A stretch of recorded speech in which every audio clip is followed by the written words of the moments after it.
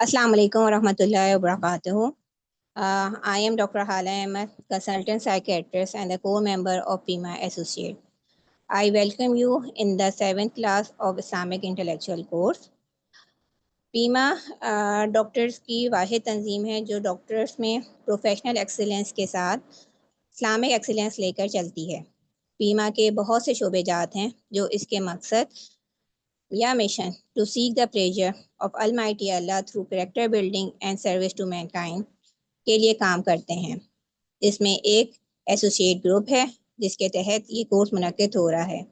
اس کے علاوہ دیگر شعبے جات جیسے کہ C M E, relief, women self care, عوامی آگاہی شامل ہیں جو ڈاکٹرز کی نہ صرف تربیت کا ذریعہ ہوتے ہیں بلکہ سوسائٹی میں ڈاکٹرز کے رول کو بھی پازیٹیو وے میں لے کے چلتے ہیں. ہم اس 7th کلاس کا باقاعدہ آغاز کرتے ہیں جس کے لیے میں ڈاکٹر سارہ امجد کو دعوت دوں گی. She is associate professor of biochemistry in Swat medical college. She is member of provisional cabinet KPK and in charge of Suba تنظیم.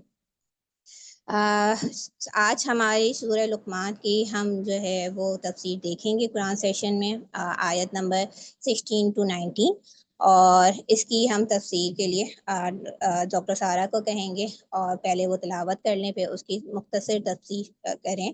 آپ کے پاس ڈاکٹر سارہ 30 to 35 منٹس ہیں. آپ کوشش کریں کہ اس میں اپنا سیشن کنکلوڈ کروا دیں. جزاک اللہ. Over to you doctor Sara. السلام علیکم. میری آواز آ رہی ہے؟ جی ڈاکٹر سارہ آ رہی ہے آپ کی آواز. ٹھیک ہے، ہم سٹارٹ کر لیتے ہیں. اعوذ باللہ من الشیطان الرجیم، بسم اللہ الرحمن الرحیم. الف لام میم تلک آیات الکتاب الحکیم ھدی ورحمۃ للمحسنین الذین یقیمون الصلاة ویؤتون الزکاة وهم بالآخرة هم یوقنون اولئک علی ھدی من ربهم واولئک هم المفلحون. ومن الناس من يشتري لهو الحديث ليضل عن سبيل الله بغير علم ويتخذها هزوا أولئك لهم عذاب مهين. وإذا تتلى عليه آياتنا ولى مستكبرا كأن لم يسمعها كأن في أذنه وقرا فبشره بعذاب أليم. إن الذين آمنوا وعملوا الصالحات لهم جنات النعيم خالدين فيها وعد الله حقا وهو العزيز الحكيم. خلق السماوات بغير عمد ترونها وألقى في الأرض رواسي أن تميد بكم وبث فيها من كل دابة وأنزلنا من السماء ماء فأنبتنا فيها من كل زوج كريم. هذا خلق الله فاروني ماذا خلق الذين من دونه بل الظالمون في ضلال مبين. شروع اللہ کے نام سے جو بڑا مہربان نہایت رحم کرنے والا ہے.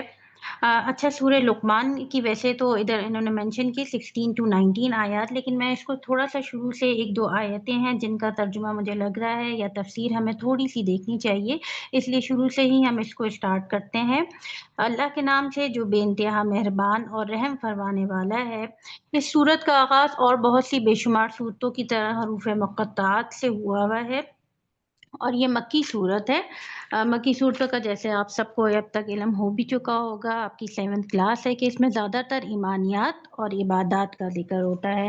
تو اس صورت میں بھی آپ دیکھیں گے ایمانیات اور عبادات پہ بہت زیادہ فوکس کیا گیا ہے. اس کے ساتھ ساتھ کچھ معاشرتی مسائل ہیں جن کو لقمان علیہ السلام نے اپنے بیٹوں کی نصیحت کی، ان کا بھی ذکر کیا ہے. تو یہ صورت بھی مجموعہ ہے ایمانیات کا، عبادات کا اور معاشرت کا. سورت کا آغاز میں ہی بتایا گیا ہدایت اور رحمت نیکوکار لوگوں کے لیے ہے، اور 3 چیزیں جو آپ نے دیکھا ہوگا مستقل پہلی سورت یعنی دوسری سورت سورہ بقرہ سے جو اسٹارٹ ہوئی تھی، اس میں بھی حکم تھا جو ساتھ ساتھ آئی تھی، نماز اور زکوٰۃ اور آخرت پر ایمان۔ نماز قائم کرتے ہیں، اب یہاں پہ اقامت صلاۃ کا ذکر ہے، اور اقامت صلاۃ ہم سب کو پتہ ہے، اقامت جو ورڈ آ جاتا ہے تو اس کا مطلب ہے نماز کو خشوع و خضوع تمام فرائض اور تمام سنتوں کے ساتھ ادا کرنے کو ہی اقامت کہا جاتا ہے۔ نماز کے ساتھ ہمیشہ ذکر آتا ہے زکوٰۃ کا۔ نماز جہاں ایک طرف انسان کی بدنی اور ذہنی پاکیزگی کو کرتی ہے، وہاں زکوٰۃ جو ہے انسان کے مال کو پاکیزہ کرتی ہے، اور ان دونوں کے ساتھ جو لوگ نماز اور زکوٰۃ بغیر دیکھے، بغیر اللہ کو دیکھے ڈرتے ہوئے ادا کرتے ہیں تو یقیناً وہ لوگ آخرت پر یقین رکھنے والے ہوتے ہیں، جو وہ اپنی تمام عبادات کو صحیح طریقے سے جس طرح ان کا حق ہے ادا کرتے ہیں۔ اور آگے بتا دیا گیا یہی لوگ ہیں اپنے رب کی طرف سے راہ راست پر ہیں، اور یہی فلاح پانے ہیں۔ یعنی فلاح پانے والوں کی جو 3 ڈسکرپشن ہمیں مل گئی وہ کیا ہے؟ نمبر 1 نماز قائم کرتے ہیں، اقامت صلاۃ، زکوٰۃ دیتے ہیں، اپنے مال کو پاکیزہ کرتے ہیں، اور تیسری چیز آخرت پر ایمان رکھتے ہیں۔ آگے چلتے ہیں، سورت میں جو دوسری بہت امپورٹنٹ بات آئی ہے، انسانوں میں سے کوئی ایسا بھی ہے جو کلام دل فریب خرید کر لاتا ہے۔ اب کلام دل فریب کی یہاں پہ عربی جو ورڈ عربک ورڈ جو اس کے لیے یوز ہوا ہے وہ لہو الحدیث ہے۔ لہو الحدیث کا مطلب کیا ہوتا ہے؟ اصل میں لہو الحدیث ایسی بات ہے جو آدمی کو اپنے اندر مشغول کر کے ہر دوسری چیز سے غافل کر دے۔ یعنی لہو الحدیث ایک بہت بڑا ورڈ ہے، اس کا مطلب یہ ہوا ایسا کلام دل فریب یا ایسی بات جو آدمی اس کے اندر اتنا غائب ہو جائے، اتنا گم ہو جائے کہ اس کو اپنے تمام کام جو ہے وہ اس سے غفلت آ جائے۔ روایت میں بیان ہوا ہے جب نبی اکرم صلی اللہ علیہ وآلہ وسلم کی تبلیغ کے اثرات قریش کی ساری کوششوں کے باوجود پھیلنے سے نہ رکے تو انہوں نے ایران سے رستم اور اسفندیار کے قصے منگوا کر دستان گوئی کا سلسلہ شروع کیا اور گانے بجانے والی لونڈیوں کا انتظام کیا تاکہ لوگ ان چیزوں میں مشغول ہو کر حضور اکرم صلی اللہ علیہ وآلہ وسلم کی بات نہ سنیں۔ تو یہاں پہ تو واضح طور پہ بتا دیا گیا کہ گانے بجانے والا اور اگر آج کے معاشرے میں ہم دیکھیں تو یہ ہر ایک کے پاس ایسا ڈیوائس ہمارے پاس موجود ہے جس میں لہو الحدیث کا بے شمار سامان موجود ہے، چاہے وہ ٹک ٹاکس ہو گئی، چاہے وہ ڈرامے ہو گئے، چاہے وہ موویز ہو گئیں، ایسی کوئی بھی چیز جو آپ کو اپنے مقصد سے دور کر رہی ہو، اور جو بنیادی مقصد جو سورت کے آغاز میں ہی بتایا گیا نماز، زکوٰۃ اور آخرت پر ایمان، ان سب سے دور کر رہی ہو تو وہ لہو الحدیث میں آتا ہے۔ یہ تو وہ حرام کام ہو گئے جو لہو الحدیث میں آتے ہیں۔ جائز کاموں میں بھی جیسے اگر آپ فرض کریں آپ کوکنگ کر رہے ہیں اور آپ اتنی کوکنگ کرتے رہے کہ آپ سے نماز بھی مس ہو گئی اور آپ نے روزہ بھی چھوڑ دیا کہ میں نے مزے مزے کی سحری اور افطاری بنانی ہے، تو کوکنگ بھی ایک لہو الحدیث میں آ گئی۔ سملرلی اسی طریقے سے آپ کو صفائی کرنے کا کریز ہے، آپ ہر وقت صفائیاں کر رہے ہیں لیکن آپ سے اپنی نمازیں اور روزے مس ہو رہے ہیں، تو صفائی بھی پھر آپ کے لیے جو ایک جائز کام ہے، صفائی کو دین کا حصہ، ایمان کا حصہ کہا گیا ہے، لیکن اس میں اتنا گم ہو جانا، اتنا مشغول ہو جانا کہ آپ سے اپنے باقی کام چھوٹ جائیں تو وہ لہو الحدیث میں آ جاتا ہے۔ تو یہ ہمیں بہت کلیئرلی اس کے بارے میں ہونا چاہیے، اور تمام ناجائز کام تو ویسے ہی حرام ہے، ان کو ہمیں بالکل بھی نہیں کرنا چاہیے، اور جائز کاموں کو بھی پرائورٹی ہماری ہونی چاہیے جو ہمارے دین نے بتائی فلاح پانے والوں کی، کہ ہم اپنے تمام فرائض کو ایمانداری اور جس طرح ان کو کرنے کا حق ہے اس طرح ادا کریں، تو ہی ہم لہو الحدیث سے خود کو اپنے آپ کو بھی بچا سکیں گے، اور جب ہم خود بچا سکیں گے اپنے آپ کو تو ہم آنے والی جنریشنز کو بھی اسی طریقے پہ چلا سکیں گے۔ اس کے بعد آتا ہے ایسے لوگوں کے لیے سخت ذلیل کرنے والا عذاب ہے۔ اسے جب ہماری آیات سنائی جاتی ہیں تو وہ بڑے گھمنڈ کے ساتھ اس طرح رخ پھیر لیتا ہے گویا اس نے انہیں سنا ہی نہیں، گویا کہ اس کے کان بہہ رہے ہیں۔ اچھا مژدہ سنا دو اسے ایک دردناک عذاب کا، البتہ جو لوگ ایمان لے آئیں اور نیک عمل کریں ان کے لیے جنت بڑی نعمتیں ہیں۔ اور قرآن کا یہ حسن بیان ہے کہ جب بھی عذاب کا ذکر ہوتا ہے تو اس کے ساتھ ساتھ جنت بھری نعمتوں کا ذکر ہوتا ہے، لیکن جنت بھری نعمتوں کے ساتھ ساتھ بتا دیا جاتا ہے ان کا کرائیٹیریا کیا ہے، ایمان پلس امر صالح، جن میں وہ ہمیشہ رہیں گے، اور یہ اللہ کا پختہ وعدہ ہے، اور وہ بے شک زبردست بھی ہے اور حکمت والا بھی، حکیم بھی ہے۔ آگے صورت میں پھر اللہ کی بنائی ہوئی کچھ تخلیقات ہیں جو انسانوں کے لیے اللہ نے بنائی اور جو کہ اللہ کو رب العالمین ظاہر کرتی ہیں۔ اس میں سب سے بڑی نشانی ہمارے لیے آسمان ہے۔ اس میں آسمان نہیں بلکہ یہاں پہ مینشن کیا گیا ہے اس نے آسمانوں کو پیدا کیا۔ تعداد نہیں بتائی ہوئی کتنے آسمان ہیں، لیکن بہت سی روایات میں ہے کہ 7 آسمان ہیں۔ تو اس نے آسمانوں کو، لیکن یہ کہ اب یہ تو ایک دنیا کے 7 آسمان ہیں، پھر یونیورس کے اندر بہت گلیکسیز ہیں، ہر گلیکسیز کے اندر کتنے آسمان ہیں کیا ہیں یہ نہ ہمیں پتہ ہے، نہ ہمیں اتنا اس کو بارے میں پڑھنا چاہیے۔ لیکن ہم اگر صرف اپنے ہی جو دنیا کے اوپر ایک آسمان ہے اس پہ غور کریں تو ہمیں پتہ چلتا ہے کہ وہی ایک رب کائنات ہے، وہی رب العالمین ہے، جس کے بعد نہ جس جیسا کوئی نہیں جو کہ دنیا کا نظام چلا رہا ہے۔ اسی آسمان کو اگر ہم دیکھیں تو یہ بغیر کسی پلر کے، بغیر کسی ستون کے کھڑا ہے۔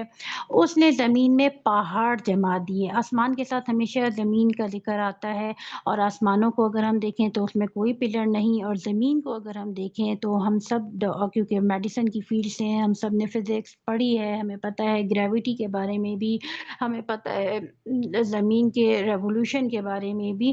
تو زمین کو اللہ تعالیٰ نے بیلنس کرنے کے لیے اس میں پہاڑ جما دیے ہیں، اور ان پہاڑوں کے بارے میں کہا گیا ہے کہ روز قیامت یہ پہاڑ اون کے گولوں کی طرح، اون بھنی ہوئی اون کی طرح ہو جائیں گے، اڑ جائیں گے۔ ابھی ہم دیکھتے ہیں، میں تو خود کیونکہ سوات سے ہوں تو سوات میں تو پہاڑ ہی پہاڑ ہیں، ان پہاڑوں کو جب میں دیکھتی ہوں، ان پہ لگے ہوئے یہ درخت دیکھتی ہوں، اور پھر ابھی جو پچھلے دنوں جو واقعات ہوئے ہیں ہمارے سامنے، لینڈ سلائڈنگ کے واقعات۔ لینڈ سلائڈنگ کیا ہوتی ہے؟ وہی ہوتی ہے کہ پہاڑ میں سے پتھر ٹوٹ ٹوٹ کے روڈ پہ آ جاتے ہیں، لوگوں پہ آ جاتے ہیں۔ تو یہ ایک چھوٹی چھوٹی مثالیں ہوتی ہیں ہمارے سامنے جو ہم دیکھ رہے ہوتے ہیں اور قیامت کے دن بھی اسی طرح ہوگا۔ یہ پہاڑ جو اتنے بڑے بڑے ہیں، ہمیں نظر نیچے کھڑے ہو کے دیکھیں تو ہمیں تو ان کی ٹاپ بھی نظر نہیں آ رہی ہوتی، لیکن یہی پہاڑ قیامت کے دن کیا ہوں گے؟ اڑ جائیں گے ہوا کے اندر۔ اور اس زمین میں پہاڑ جما دیے تاکہ وہ تمہیں لے کر ڈھلک نہ جائیں۔ اس نے ہر طرح کے جانور زمین میں پھیلا دیے اور آسمان سے پانی برسایا۔ اور جانوروں کا کام کیا ہے؟ جانوروں سے ہم رزق حاصل کرتے ہیں، جانوروں سے ہم میٹ لیتے ہیں، دودھ لیتے ہیں، اون لیتے ہیں، بہت سے ہمارے کام جو ہیں وہ جانوروں کے ذریعے خوراک کے پورے ہوتے ہیں۔ اور آسمان سے پانی برسایا۔ ہم سب جانتے ہیں ہیومن باڈی کا بیسک پورشن جو ہے وہ پانی سے بنا ہوا ہے، اور پانی جو ہے وہ خاص طور پہ صاف پانی، پینے کا پانی، خوراک کے بغیر تو انسان میرا خیال ہے 3-4 دن گزارا کر سکتا ہے، لیکن پانی نہ ہو تو انسان کا سروائیول مشکل ہے۔ اور زمین میں قسم قسم کی عمدہ چیزیں اگا دی، اور یہ بھی ہمارے لیے بہت غور کرنے کی بات ہے۔ دیکھیں، ایک ہی زمین ہے، ایک ہی آسمان ہے جس سے پانی گرتا ہے، ایک ہی پانی ہے جو زمین کو ملتا ہے، لیکن وہی زمین کہیں وہاں پہ سبزیاں اگ رہی ہیں، کہیں گندم اگ رہی ہے، کہیں رائس اگ رہے ہیں، اور کہیں درخت ہے تو کسی درخت پہ ایپل ہیں، کسی پہ مینگوز ہیں، ہر سیزنل فروٹ ہے جو کہ زمین پر اگتا ہے۔ اور ایک ہی زمین ہے، ایک ہی انسان ہے جو کہ اس کو پانی دیتا ہے، اور ایک ہی فیکٹرز ہیں جو ان کے لیے ہوتے ہیں، کلائمیٹک فیکٹر، لیکن یہ کہ اس میں سے مختلف چیزیں ہوتی ہیں۔ یہ تو ہے اللہ کی تخلیق، اور واقعی اللہ کی تخلیق بہترین تخلیق ہے۔ اب ذرا مجھے دکھاؤ ان دوسروں نے کیا پیدا کیا۔ اصل بات یہ ہے کہ یہ ظالم لوگ صریح گمراہی میں پڑے ہوئے ہیں۔ ہم نے لقمان کو حکمت عطا کی کہ اللہ کا شکر گزار ہو۔ اچھا، اب یہاں پہ لقمان علیہ السلام ایک معزز شخص تھے، ان کی حیثیت کا صحیح طور پر ڈیفائن نہیں کیا گیا، لیکن لقمان علیہ السلام نے اپنے بیٹے کو جو نصیحت کی تھی وہ یہاں پہ اللہ تعالیٰ نے ہمارے لیے اس لیے مینشن کی تاکہ وہی نصیحتیں جو ہے ہمارے لیے زندگی گزارنے کا پیٹرن ہے۔ لیکن ساتھ ساتھ آپ دیکھیں، ہم نے لقمان کو حکمت عطا کی کہ وہ اللہ کا شکر گزار ہو۔ آپ نے دیکھا ہوگا حضرت عیسیٰ، حضرت موسیٰ علیہ السلام کو بھی جب اللہ نے معجزے عطا کیے تو انہوں نے کبھی یہ نہیں کہا کہ یہ میرے معجزے ہیں۔ انہوں نے ہمیشہ اللہ کی وحدانیت اور اللہ کی توحید اور آخرت کا پرچار کرنے کے لیے ہی وہی معجزے لوگوں کے سامنے پیش کیے۔ اسی طرح لقمان علیہ السلام کا بھی وصف اللہ نے بتایا کہ ان کو حکمت عطا کی، لیکن اس کے ساتھ ساتھ وہ اللہ کے شکر گزار تھے۔ ان کو اپنے اوپر کوئی فخر نہیں تھا، ان کا یہ کہنا نہیں تھا کہ یہ میری محنت ہے، میری صلاحیت ہے، بلکہ انہوں نے یہاں پہ بتا دیا کہ یہ اللہ کی طرف سے ان کو عطا کیے گئے ہیں۔ پھر ایک اور جو بہت امپورٹنٹ بات آگے آ گئی، جو کوئی شکر کرے اس کا شکر اس کے اپنے لیے ہی مفید ہے، اور جو کفر کرے تو حقیقت میں اللہ بے نیاز ہے اور آپ سے آپ محمود ہے۔ یہاں پہ شکر کا کلمہ جو ہے وہ ہمیں بار بار کہا جاتا ہے نا، کہ صرف یہ کہ نعمتیں پا کے بھی شکر ادا نہیں کرنا چاہیے، انسان پہ کوئی تکلیف کوئی پریشانی آئے تو اس پہ بھی انسان کو صبر شکر کا دامن جو ہے وہ ہاتھ سے چھوڑنا نہیں چاہیے۔ یاد کرو جب لقمان اپنے بیٹے کو نصیحت کر رہا تھا، اس نے کہا بیٹا خدا کے ساتھ کسی کو شریک نہ کرنا۔ اب یہاں پہ ہم دیکھیں گے کوئی 11 پوائنٹس ہیں۔ نمبر 1 پوائنٹ اگین وہی ہے کہ خدا کے ساتھ کسی کو شریک نہ کرنا۔ رب العالمین وحدانیت، اللہ کی وحدانیت کا یہاں پہ ذکر آیا۔ سب سے پہلے شرک سے منع کر دیا گیا۔ حقیقت یہ ہے کہ شرک بہت بڑا ظلم ہے، اور ہم سب نے پڑھا ہوا ہے کہ اللہ تعالیٰ تمام گناہوں کو معاف کر دے گا سوائے اس کے کہ اس کے ساتھ شرک ہو۔ اور اس صورت کے آغاز میں ہی اللہ تعالیٰ نے اپنی وحدانیت اور رب العالمین کی تمام وہ جھلکیاں بھی دکھا دی جن کا ہمیں نہ صرف ہم اپنی روزمرہ زندگی میں مشاہدہ بھی کرتے ہیں بلکہ جن پر ہمارا ایمان بھی ہے۔ شرک کے ساتھ ساتھ جو دوسری چیز یہ ہے اور وہ ہے والدین کے حقوق، اور یہ حقیقت ہے کہ ہم نے انسان کو اپنے والدین کا حق پہچاننے کی خود تاکید کی ہے۔ اس کی ماں نے ضعف پر ضعف اٹھا کر اسے پیٹ میں رکھا، 2 سال اس کا دودھ چھوٹنے میں لگے، میرا شکر کر اپنے والدین کا شکر بجا لا۔ ٹھیک ہے، تو اللہ تعالیٰ نے یہاں پہ فرما دیا یا تو نمبر 1 شرک سے اجتناب، نمبر 2 والدین کا شکر گزار ہونا۔ اور لیکن والدین کی شکر گزاری میں ایک اور جو کرائیٹیریا وہ ہے، اگر وہ تجھ پر دباؤ ڈالیں کہ میرے ساتھ تو کسی ایسے کو شریک کرے جسے تو نہیں جانتا تو ان کی بات ہرگز نہ مان، دنیا میں ان کے ساتھ نیک برتاؤ کرتا رہے مگر پیروی اس شخص کے راستے کی کر جس نے میری طرف رجوع کیا ہے۔ اب یہاں پہ بھی اب ایک کرائیٹیریا جو اللہ تعالیٰ نے بتایا ہے وہ یہ کہ اللہ کے ساتھ تو شریک کرنے کی اللہ نے اجازت کسی کو بھی نہیں دی، اگر والدین شرک پر مجبور کرتے ہیں تو ہم پہ لازم ہے کہ ہم اپنے والدین کی بات نہ مانیں۔ لیکن اس کے ساتھ ساتھ جو ایک آیت ساتھ وضاحت میں آئی ہوئی ہے، دنیا میں پھر بھی ان کے ساتھ نیک برتاؤ کیا جائے۔ یہ نہیں کہ اگر وہ آپ کو شرک پہ مجبور کریں تو آپ ان پہ روٹی روزی ان سے ملنا جلنا ترک کر دیں، نہیں، ان کے ساتھ دنیا میں نیک برتاؤ کرنے کا حکم دیا ہے، لیکن اللہ نے اپنے ساتھ شرک کرنے کی اجازت نہیں دی۔ پھر تم سب کو پلٹنا میری طرف ہے، اس وقت میں تمہیں بتا دوں گا کہ تم کیسے عمل کرتے رہے ہو۔ اور لقمان نے کہا تھا کہ بیٹا کوئی چیز رائی کے دانے کے برابر بھی ہو اور کسی چٹان میں یا آسمانوں یا زمین میں کہیں چھپی ہو، اللہ اسے نکال لائے گا۔ رائی کا دانہ کیا ہوتا ہے؟ رائی از مسٹرڈ سیڈ نا۔ اللہ اتنا باریک بین ہے، اللہ کو مطلب زمین میں دفن ہوئے زمین کے اوپر موجود دلوں کا حال اللہ انسانوں کا جانتا ہے، تو دنیا میں موجود ہر چیز کیا ہو رہی ہے، کس طرح ہو رہی ہے، سب اللہ ہی کے حکم سے ہو رہی ہے۔ ہمارا آخرت پہ بھی ایمان ہے، ہمارا تقدیر پر بھی ایمان ہے، اچھی اور بری تقدیر، یہ سب چیزیں پر ہمارا ایمان ہے، ایمان بالغیب ہے، اور ہم جانتے ہیں کہ اللہ تعالیٰ خالق ہے، اور وہ دنیا میں جتنی بھی چیزیں پیدا ہو رہی ہیں یا جتنی بھی چیزیں واپس پلٹ کر اللہ ہی کی طرف جا رہی ہیں وہ اللہ تعالیٰ باریک بین ہے اور اللہ تعالیٰ جاننے والا ہے۔ اگین اب جو ذکر ہوا یہ صورت میں، یہ چوتھا حکم ہے۔ پہلا حکم تھا شرک نہ کرنا، دوسرا تھا والدین کا حق پہچاننے کا حکم، والدین کے سے اف تک بھی نہ کرنا، والدین کے حقوق کی ادائیگی، لیکن اگر والدین شرک کا دعوت دیتے ہیں تو ان کی بات نہ ماننا، لیکن پھر بھی دنیا میں ان کے ساتھ نیک برتاؤ کرنا، یہ دوسرا حکم تھا۔ تیسرا جس کا کہا گیا وہ اللہ تعالیٰ کی باریک بینی اور اللہ کو لطیف خبیر کا حکم کا یہاں پہ جو حکم ہے وہ دیا گیا ہے کہ اللہ تعالیٰ دنیا میں جتنے بھی کام ہو رہے ہیں یا رائی کے برابر جو زمین میں چیزیں ہیں یا دلوں کا حال ہے وہ اللہ تعالیٰ جانتا ہے۔ چوتھی چیز کا جو حضرت لقمان علیہ السلام اپنے بیٹے کو نصیحت کر رہے ہیں وہ نماز قائم کر، یعنی سورت کے آغاز میں بھی اقامت صلاۃ کا ذکر ہوا تھا، یہاں پہ بھی دوسرا جو حکم ہوا وہ دوسری دفعہ جو حکم ہوا ہے وہ نماز قائم کرنا۔ اور جیسے میں نے پہلے مینشن کیا اقامت صلاۃ یعنی نماز کو قائم کرنے کے اندر نماز کو تمام فرائض اور کے ساتھ صحیح طریقے سے خشوع و خضوع سے ادا کرنا، کہ ہمیں اس کے تمام جو ہم پڑھ رہے ہیں نماز نماز، اس کے تمام جو حکم اس میں دیا جا رہا ہے، جو آیات آپ تلاوت کریں ان کے معنی آپ کو آتے ہوں، آپ ایک رٹا رٹایا سبق نہ پڑھ رہے ہوں، بلکہ جو حکم آپ نماز میں اللہ تعالیٰ سے جو باتیں کر رہے ہیں ان کو آپ ٹھیک طریقے سے انڈرسٹینڈ کرتے ہوں۔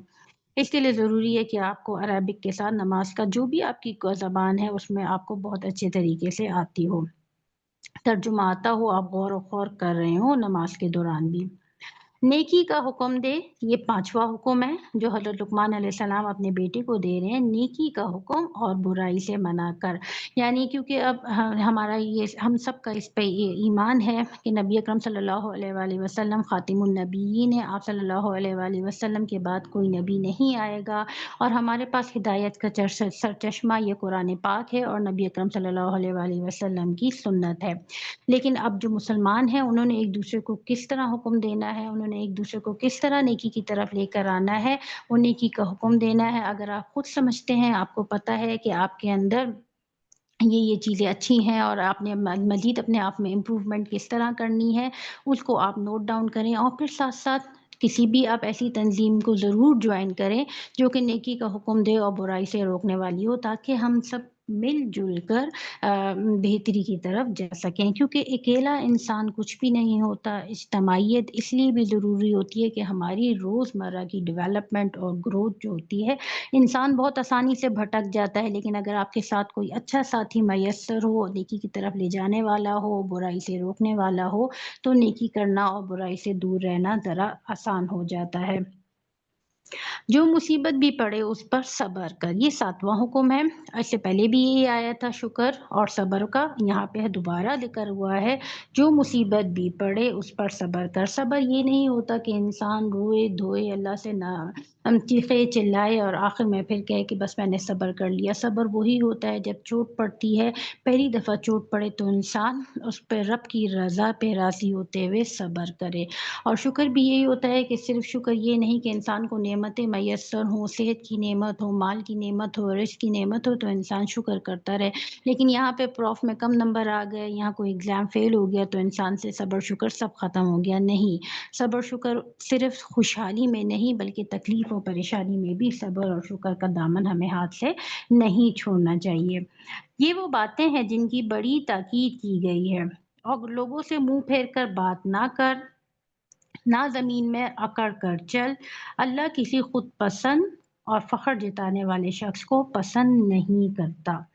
ٹھیک ہے، اچھا اب یہاں پہ جو چیز کا ذکر ہے لوگوں سے منہ پھیر کر بات نہ کر، یہاں پہ ذکر آ رہا ہے تکبر کا۔ تکبر، حضرت محمد صلی اللہ علیہ وآلہ وسلم نے فرمایا اللہ تعالیٰ نے میری طرف وحی کی کہ تم تواضع اختیار کرو، یہاں تک کہ کوئی کسی پر فخر نہ کرے اور کوئی کسی پر زیادتی نہ کرے۔ کیا تم میں کو اس شخص کی خبر نہ دوں جو دوزخ کے لیے حرام ہے اور دوزخ کی آگ اس پر حرام ہے؟ ہر ایسے شخص پر جو مزاج کا تیز نہ ہو، نرم ہو اور لوگوں سے قریب ہونے والا ہو اور نرم ہو۔ اچھا، کوئی اگر زبان کا سخت ہوتا ہے یا خود پسند ہوتا ہے یا کسی کے اندر اکڑ ہوتی ہے، تو کیا ہوتا ہے کہ لوگ اس سے آہستہ آہستہ دور ہونا شروع ہو جاتے ہیں۔ جو بد زبان ہوتے ہیں لوگ ان کے پاس جاتے ہی نہیں ہیں، ان سے بات ہی کرنا پسند نہیں کرتے، تو ایسے شخص کو اللہ تعالیٰ نے بہت ناپسندیدہ فرمایا ہے۔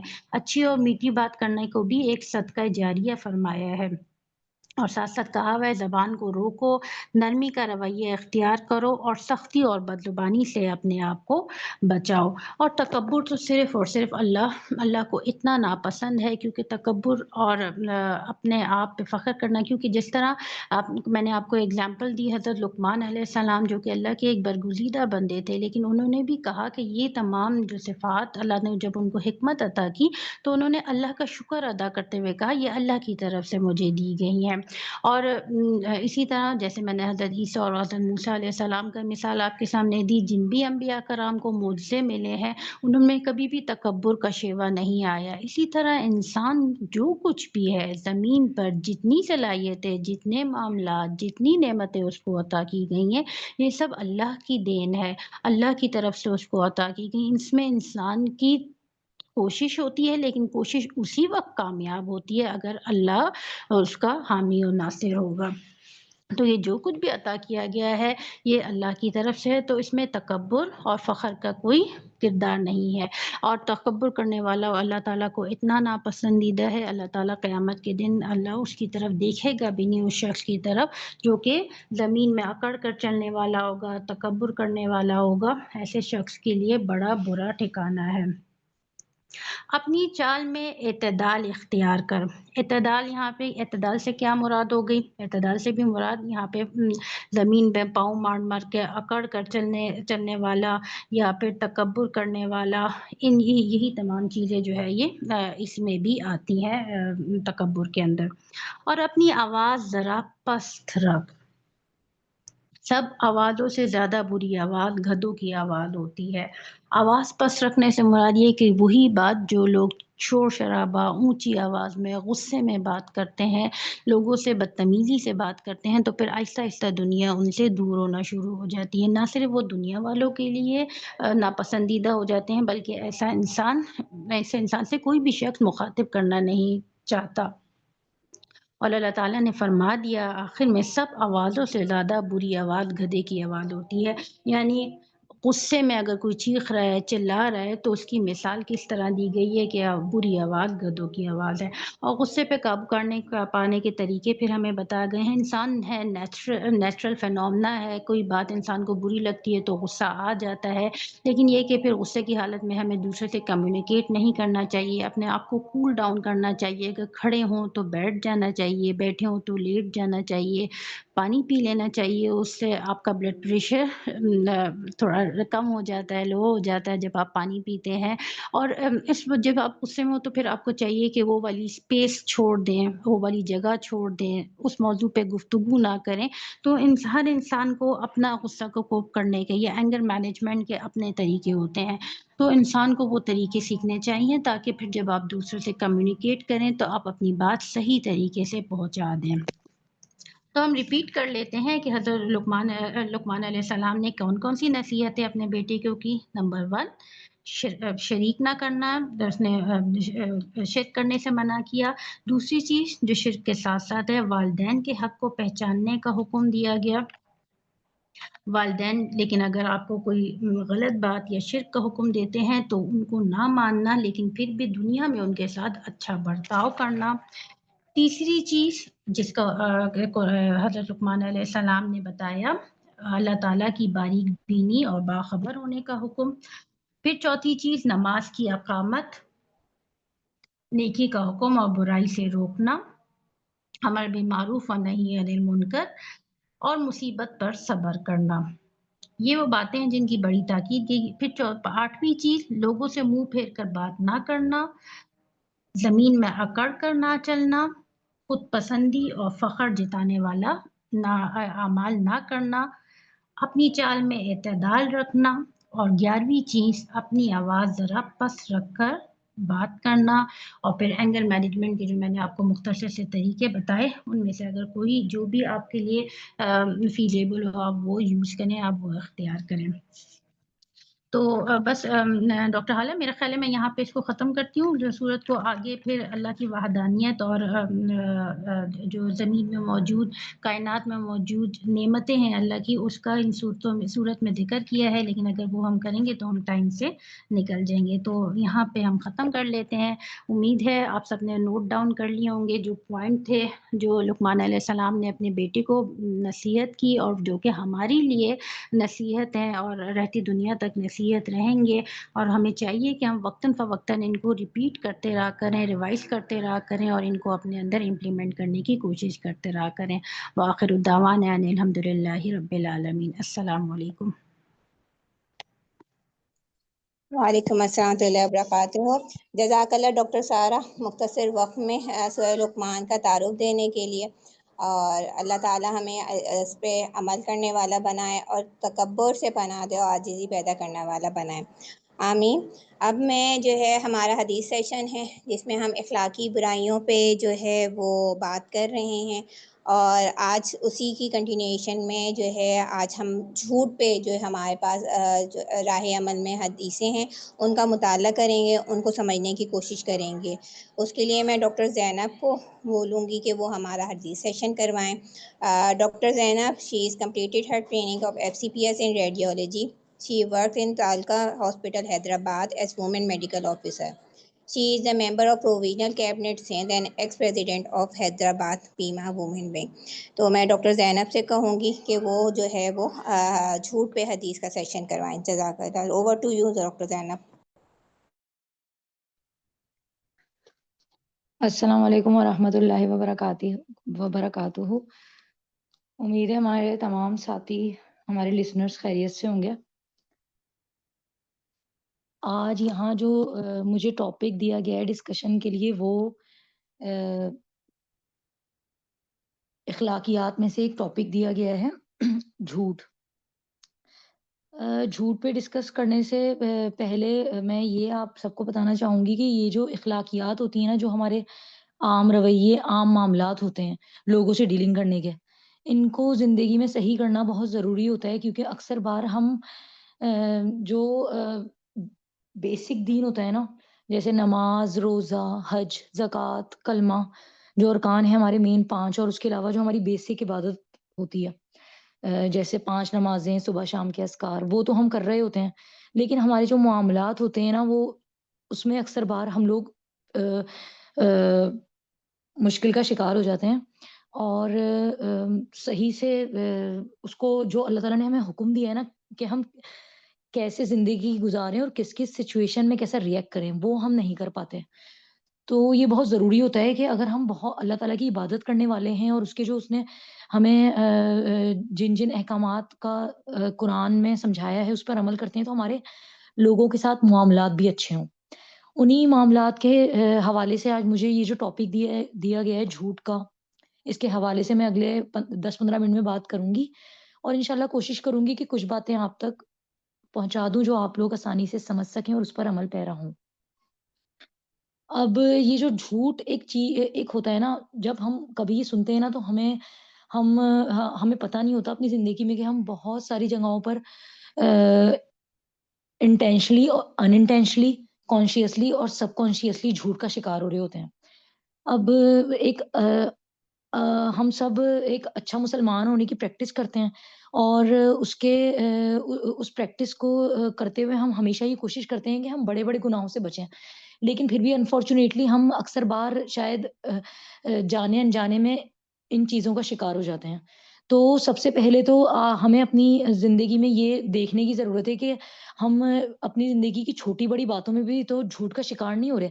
اب جیسے ہم ایک ڈاکٹر ہونے کی حیثیت سے اگر میں بات کروں، تو ہمارا دن شروع ہوتا ہے، ہم ہاسپٹل یا یونیورسٹی یا جہاں بھی جاتے ہیں اپنے، تو وہاں پر اٹینڈنس کی اگر میں بات کروں، تو اکثر بار ہم اس میں آگے پیچھے کر لیتے ہیں۔ جیسے اسٹوڈینٹس میں اگر دیکھا جائے، تو ہم پراکسی وغیرہ کی ایک وہ کر رہے ہوتے ہیں، اور اس کے علاوہ بھی اکثر بار ہم کسی کے سائن بھی کر دیتے ہیں، اور ہمیں نہیں پتا ہوتا کہ یہ ایک جھوٹ کے زمرے میں آ رہا ہے، کہ آپ کسی کی جھوٹی گواہی دے رہے ہو نا، کہ ایک بندہ کوئی آیا نہیں ہے، لیکن آپ اس کو سائن کر رہے ہو اس کی، یا اس کی کوئی پراکسی لگا رہے ہو۔ تو ہمیں اکثر بار پتہ بھی نہیں ہوتا، لیکن ہم اس چیز کا شکار ہو جاتے ہیں اپنی زندگی میں۔ اب جھوٹ کے حوالے سے جو احادیث ہیں جن کے بارے میں میں ڈسکس کروں گی، وہ سب سے پہلے اس کا اسلامک پرسپیکٹیو ہے، کہ حضور پاک صلی اللہ علیہ وسلم نے ارشاد فرمایا کہ 4 خصلتیں ایسی ہیں کہ جو کسی شخص میں اگر ہوں گی نا، تو وہ منافق ہوگا۔ کہنے کو تو منافق ہمیں ایک بہت بھاری اور بہت بڑی ٹرمینالوجی لگتی ہے، لیکن آپ صلی اللہ علیہ وسلم نے فرمایا کہ اگر یہ جو 4 ایک چیک لسٹ ہے نا، اگر یہ کوئی بھی اس چیک لسٹ کے کسی 1 پوائنٹ پر، 2 پوائنٹ پر، 3 پوائنٹ پر، یا انفارچونیٹلی 4 پوائنٹ پہ پورا اتر رہا ہے، تو وہ منافق میں سے ہے۔ اب وہ کیا ہوتی ہے کہ جب اس کے پاس کوئی امانت رکھی جائے، تو وہ اس میں خیانت کرے، یا جب بھی وہ کوئی بات کرے نا، تو اس کی بات جھوٹ پر مبنی ہو۔ اور تیسرا کہ جب وہ کوئی وعدہ کرے تو اس کو پورا نہ کرے، اور جب کسی سے اس کا جھگڑا ہو جائے، یا وہ اپنے جو عام روٹین کے اس کے معاملات ہوتے ہیں، تو اس میں وہ بہت جلدی ہائپر ہو جاتا ہے اور بری زبان کا استعمال کرتا ہے۔ گالی گلوچ کا استعمال کرتا ہے, بری زبان کا استعمال کرتا ہے, یہ بہت جلدی ہائپر ہو جاتا ہے.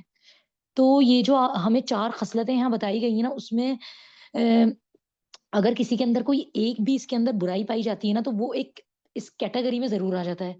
اب اس سیویئرٹی میں نہیں آئے گا, ظاہر بات ہے کہ جو ایک بالکل منافق کی سیویئرٹی ہوتی ہے, لیکن کیٹیگری میں آنا بھی ایک ہمارے لیے بدقسمتی کی بات ہوتی ہے. تو ہمیں کوشش کرنا چاہیے کہ اگر ہم ان تینوں چاروں پوائنٹس میں سے کسی ایک پوائنٹ میں بھی اپنی زندگی میں اگر کر رہے ہیں نا پریکٹس, تو اس کو چھوڑیں, یا اس کی پریکٹس آج سے ہی شروع کر دیں, اس کو چھوڑنے کی. اب جھوٹ کی اگر میں اور آگے آپ کو لے کر چلوں نا, تو آج کل تو جو ہمارا سوشل میڈیا اور ٹیکنالوجی والا دور ہے, تو ہمیں یہ اکثر بار ہم اپنے موبائل میں ڈفرینٹ ایپس یوز کر رہے ہوتے ہیں, جیسے واٹس ایپ یا کچھ بھی. تو ہمارے پاس بہت ساری ایسی چیزیں آتی ہیں جو ہمارے پاس فارورڈ ہوئی بھی آتی ہیں, اور ہم انہیں بلا کسی تحقیق کے آگے بھی فارورڈ کر دیتے ہیں. یہ سوشل میڈیا کی ایگزامپل میں نے آپ کو اس لیے دی کیونکہ یہ چیز اس پہ بہت زیادہ آج کل عام ہے. تو ہمیں یہ بات بھی ضرور اس افراتفری کے دور میں اس بات کو ضرور اپنے دماغ میں رکھنا چاہیے کہ اگر ہمارے پاس کوئی پوسٹ یا کوئی بھی ایسی چھوٹی یا بڑی چیز شیئر ہو رہی ہے, تو ہم اس کو بلا تحقیق آگے نہ پہنچائیں.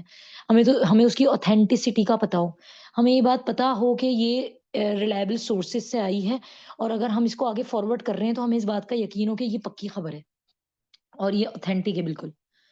تو اب ہمیں اس چیز میں اپنی زندگی میں اس چیز کا ضرور خیال رکھنا چاہیے کہ ہم اگر بڑے جگہوں پر جھوٹ سے بچے ہوئے ہیں نا, تو ہمیں چھوٹی چھوٹی باتوں میں بھی جھوٹ سے بچنا ہے.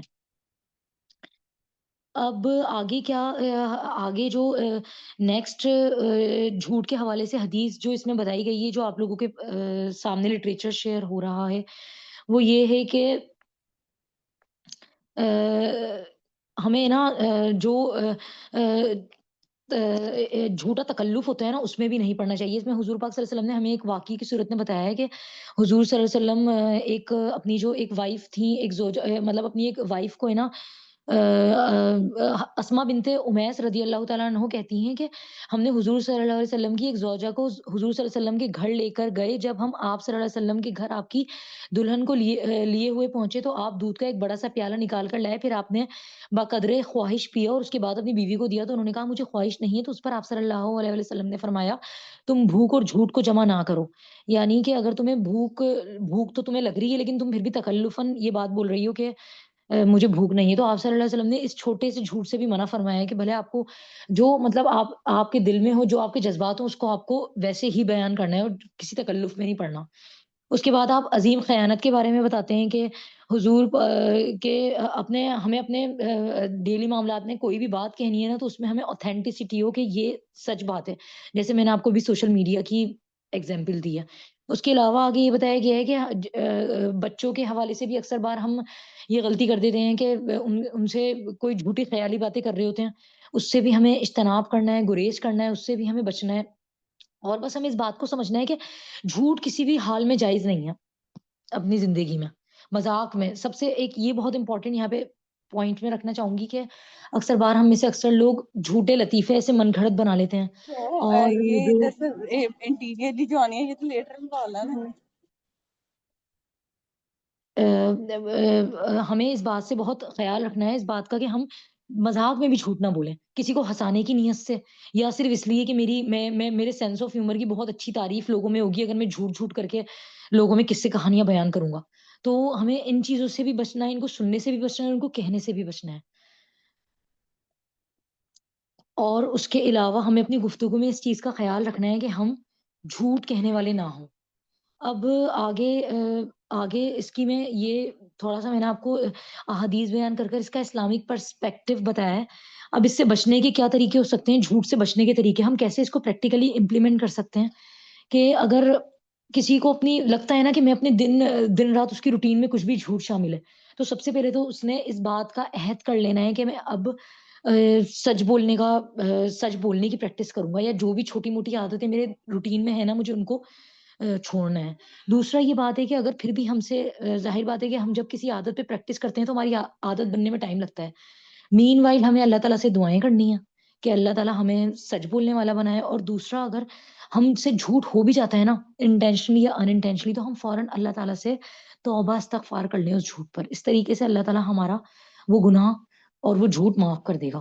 دوسری یہ پریکٹس ہمیں کرنی ہوتی ہے کہ ہم جھوٹ کے جو نقصانات ہوتے ہیں نا وہ ہم یاد رکھیں کہ یہ ہمیں ہمارے ایک تو چھوٹے چھوٹے ہماری نیکیوں کو ضائع کرے گا، اس کے علاوہ یہ قیامت میں ہمیں اللہ نہ کرے جہنم میں لے جانے کا باعث بنے گا. تو ہمیں یہ اس کے نقصانات یاد رکھنے ہیں. دوسرا ہمیں یہ اگر ہم بول بھی لیں، اول تو ہمیں بولنا ہی نہیں ہے، اپنی گفتگو سے ان چیزوں کو نکالنا ہے. لیکن اگر ہم سے غلطی ہو بھی جاتی ہے تو ہم استغفار کرنے کی بہت پریکٹس کریں. صبح و شام اپنی تسبیحات میں استغفار ڈالیں. بہت زیادہ نہیں پڑھ پاتے تو 100 کی تو ایک تسبیح پڑھنے والی بنے، تاکہ یہ ہمارے جو چھوٹے موٹے گناہ ہوتے ہیں نا یہ اس استغفار کی برکت سے معاف ہو جائیں. تیسری پریکٹس یہ ہوتی ہے کہ ہمیں اچھے لوگوں کی صحبت اختیار کرنی ہوتی ہے، تاکہ وہ اس طریقے سے بھی اگر ہم اچھے لوگوں میں اٹھتے بیٹھتے ہیں جن کا ان چیزوں برائیوں سے ایکسپوجر نہیں ہوتا، تو پھر ہمارے اندر خود آٹومیٹیکلی وہ اچھی عادات بھی آ جاتی ہیں اور ہمارے لیے چیزوں کو پریکٹس کرنا بھی آسان ہو جاتا ہے. چوتھا یہ ہوتا ہے کہ ہم خاموشی اختیار کریں. حضور پاک صلی اللہ علیہ وسلم نے فرمایا نا بخاری کی احادیث ہے کہ جو شخص اللہ اور یوم آخرت پر ایمان رکھتا ہے اسے چاہیے کہ وہ اچھی بات کہے یا خاموش رہے. تو یہ بہت ضروری ہوتا ہے کہ بری باتوں سے، جھوٹ سے اور لا یعنی گفتگو سے بچنے کے لیے کہ ہم ایک کم بولنے والے بنیں، کیونکہ زیادہ بولنے والے کو تو دین میں بھی پسند نہیں کیا گیا. تو یہ ہوتا ہے کہ آپ ایک تو فضول گفتگو نہ کریں اور ہمیشہ بری اور لا یعنی باتوں سے بچیں. یہ 3-4 ہمیں پریکٹس 3-4 چیزوں کو اپنی پریکٹس میں رکھنا ہے.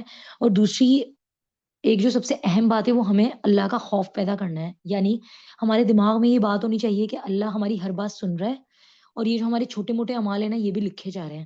کیونکہ قرآن میں اللہ تعالیٰ فرماتا ہے واللہ علیم بما تفعلون، یعنی کہ اللہ تمہارے اعمال سے خوب واقف ہے. تو ہمیں اس بات کی بہت پریکٹس کرنی چاہیے کہ ہم ان چیزوں پر عمل کریں، اور اگر ہم سے یہ ہو بھی جاتی ہیں تو ہم اللہ تعالیٰ سے بہت توبہ کرنے والے بنیں. اس کے لیے میں جب یہ لٹریچر پڑھ رہی تھی نا تو ایک دعا میری نظر سے گزری تھی. ہمیں کوشش کرنی چاہیے کہ ہم 5 وقت نمازوں میں ان دعاؤں کو شامل کریں اور اس کو یاد بھی کریں. وہ دعا تھی کہ جھوٹ سے بچنے کی ایک دعا ہے، اللہم طاہر قلبی من النفاقی و عملی من الریائی و لسانی من الکذب. اس کا ترجمہ ہے کہ اے اللہ میرے دل کو نفاق سے، عمل کو دکھاوے سے اور زبان کو جھوٹ سے پاک فرما. تو ہمیں ضرور اس بات کی کوشش کرنی چاہیے کہ ہم یہ جو چھوٹی موٹی دعائیں ہوتی ہیں نا جو حضور پاک صلی اللہ علیہ وآلہ وسلم نے ہمیں قرآن و حدیث سے بھی سکھائی ہیں، ہم ان کو ایک تو یاد کریں اور ان کو صبح شام مانگیں. کیونکہ دیکھیں عادت، آپ کی کوئی بھی اگر عادت ہے یا کوئی آپ کی خصلت ہے وہ تبھی چھوٹے گی تب ایک تو آپ کو اس کی امپورٹنس کا پتا ہو کہ یہ میرے لیے برائی ہے، پہلی بات. اور دوسری کہ آپ اس کو واقعتاً چھوڑنا چاہتے ہو. تو پھر نیکسٹ اسٹیپ یہ آتا ہے کہ آپ اللہ تعالیٰ سے اپنے لیے دعا کرنے والے بنے. اور پھر ایسی قرآن و حدیث تو میں نے آپ کے سامنے رکھی اور ہم سیکھ بھی رہے ہیں کہ جو ہمیں ہمارا اس دنیا میں اور اس آخرت میں نفع نقصان بتانے والی ہیں. تو ہمیں اللہ تعالیٰ سے بہت یہ دعا کرنی چاہیے کہ وہ ہمیں سچا دیانتدار بنائے اور ہمیں ایسے لوگوں کا ساتھ نصیب کرے جو ہمیں بار بار اچھائی کی طرف بلانے والے ہوں، تاکہ ہم اس دنیا میں اور بعد کی زندگی میں بھی کامیاب ہو سکیں. بس یہ کچھ پریکٹیکل ٹپس تھیں آپ لوگوں کے لیے، اور مجھے امید ہے کہ میں بہت حد تک کچھ اپنی بات سمجھا سکی ہوں گی. وآخر دعوانا الحمد للہ رب العالمین. جزاک اللہ بہت ڈاکٹر زینب اتنے پریکٹیکل پوائنٹس بتانے کا، اور جو ہے ہمیں اپنی زندگیوں سے جھوٹ نکلوانے کے لیے کوشش کروانے کا. اللہ تعالیٰ ہماری ان کوششوں کو قبول کرے اور جو ہے ہمیں ان پہ عمل کرنے والا بنائے. جیسا کہ میں نے آپ کو بتایا تھا کہ پیما کا مقصد جو ہے وہ ہم اللہ کی رضا کے لیے ایک دوسرے سے جڑے ہوئے ہیں، اور اسی کو رضا کو حاصل کرنے کے لیے ہم ایک ایسوسیشن میں شریک ہیں جو صرف اللہ کی محبت کے لیے ایک دوسرے سے محبت کرتے ہیں. ہمارا لٹریچر کروانے کے لیے میں آج جن کو دعوت دوں گی وہ ون آف دا ارلیسٹ ممبر ہیں پیما کی.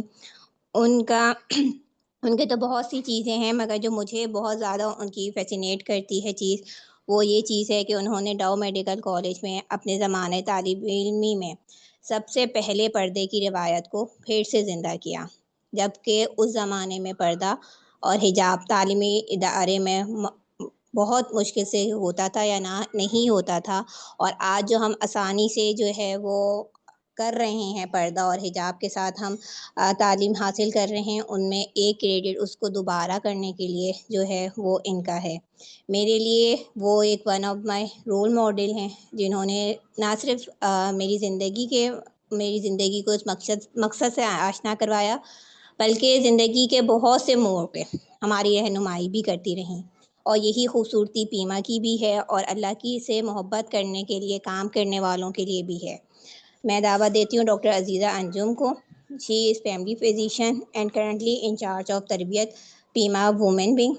آج ہم جو کتابچہ بکلیٹ جو ہے ہم پڑھیں گے لٹریچر میں فرشتے آپ کے لیے دعا گو ہیں، یہ پیما کی پبلیکیشن ہے، اور اس کو کروانے کے لیے میں ڈاکٹر عزیزہ انجم کو کہوں گی. عزیزہ انجم آج کل آسٹریلیا میں ہیں اور ہمیں آسٹریلیا میں جب کہ ابھی رات ہو رہی ہے وہاں پہ اور اس وقت جوائن کر رہی ہیں. جزاک اللہ ڈاکٹر عزیزہ آپ کو جوائن کرنے کا. ہم اوور ٹو یو ڈاکٹر عزیزہ. السلام علیکم ورحمۃ اللہ وبرکاتہ. بہت پیارے پیارے بچوں کو میری طرف سے بہت دعائیں، اور بڑی خوشی کی بات ہے کہ میں نے آج اس پروگرام میں آپ کے شرکت کی، اور بہت اچھا پروگرام ڈیزائن کیا ہے. قرآن بھی ہے، حدیث بھی ہے، اور لٹریچر بھی ہے. اچھا، جو لٹریچر اس وقت ہم پڑھیں گے تو فرشتے آپ کے لیے دعاگو ہیں. پیما نے ہمیشہ جو سب سے زیادہ بات کی ہے وہ ڈاکٹروں کی اخلاقی تربیت پہ کی ہے. ڈاکٹرز کی اور تنظیمیں جو ہیں وہ صرف ڈاکٹرز کے حقوق کی بات کرتی ہیں. پیما وہ واحد تنظیم ہے جو یہ کہتی ہے کہ ڈاکٹروں کو خود کیسا ہونا چاہیے. یہ کتابچہ جو ہے اس میں بہت ساری چیزیں جو ہیں وہ کنسائز کر دی گئی ہیں نا، اور انشاءاللہ تعالی آئندہ ہماری ہوتے رہتے ہیں پروگرام مختلف ٹاپکس پہ، اور آئندہ بھی ہوں گے. لیکن اس وقت جب ہم اس کتابچے کو پڑھیں گے تو اس میں بہت ساری چیزیں ہمیں ملیں گی جس سے ہم گو تھرو ہو جائیں گے. تو سب سے پہلی بات تو یہ ہے کہ دیکھیں ہم سب ڈاکٹر بنے، اور ہم سب کی جو اسٹوڈنٹ لائف ہوتی ہے اس میں بڑا خواب ہوتا ہے، بڑی دعائیں مانگی جاتی ہیں، اور دوسروں سے بھی کہا جاتا ہے دعائیں کریں کہ ہمارا میڈیکل کالج میں ایڈمیشن ہو جائے. اچھا، میں نے خود جو ہے وہ 30 سال میڈیکل پریکٹس کی ہے.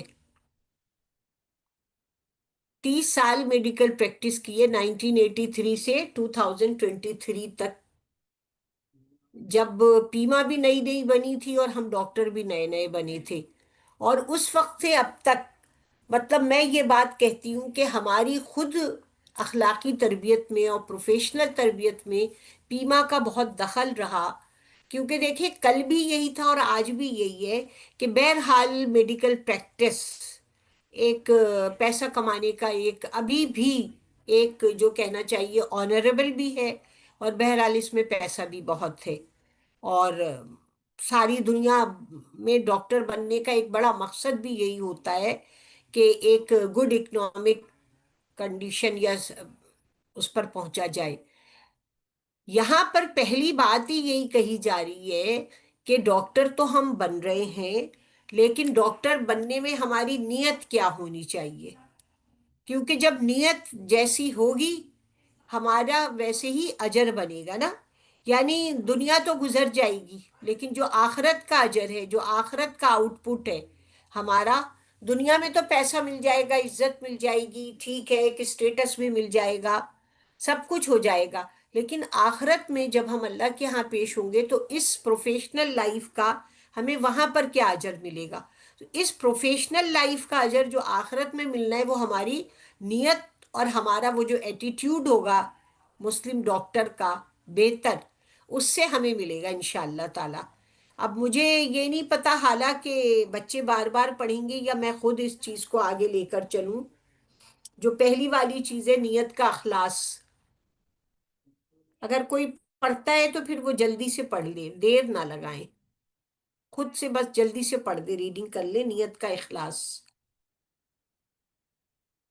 بلکہ اس سے بھی پہلے جو ہے نا تھوڑا جو ابتدا ہے، میڈیکل پروفیشن، کوئی پڑھے گا؟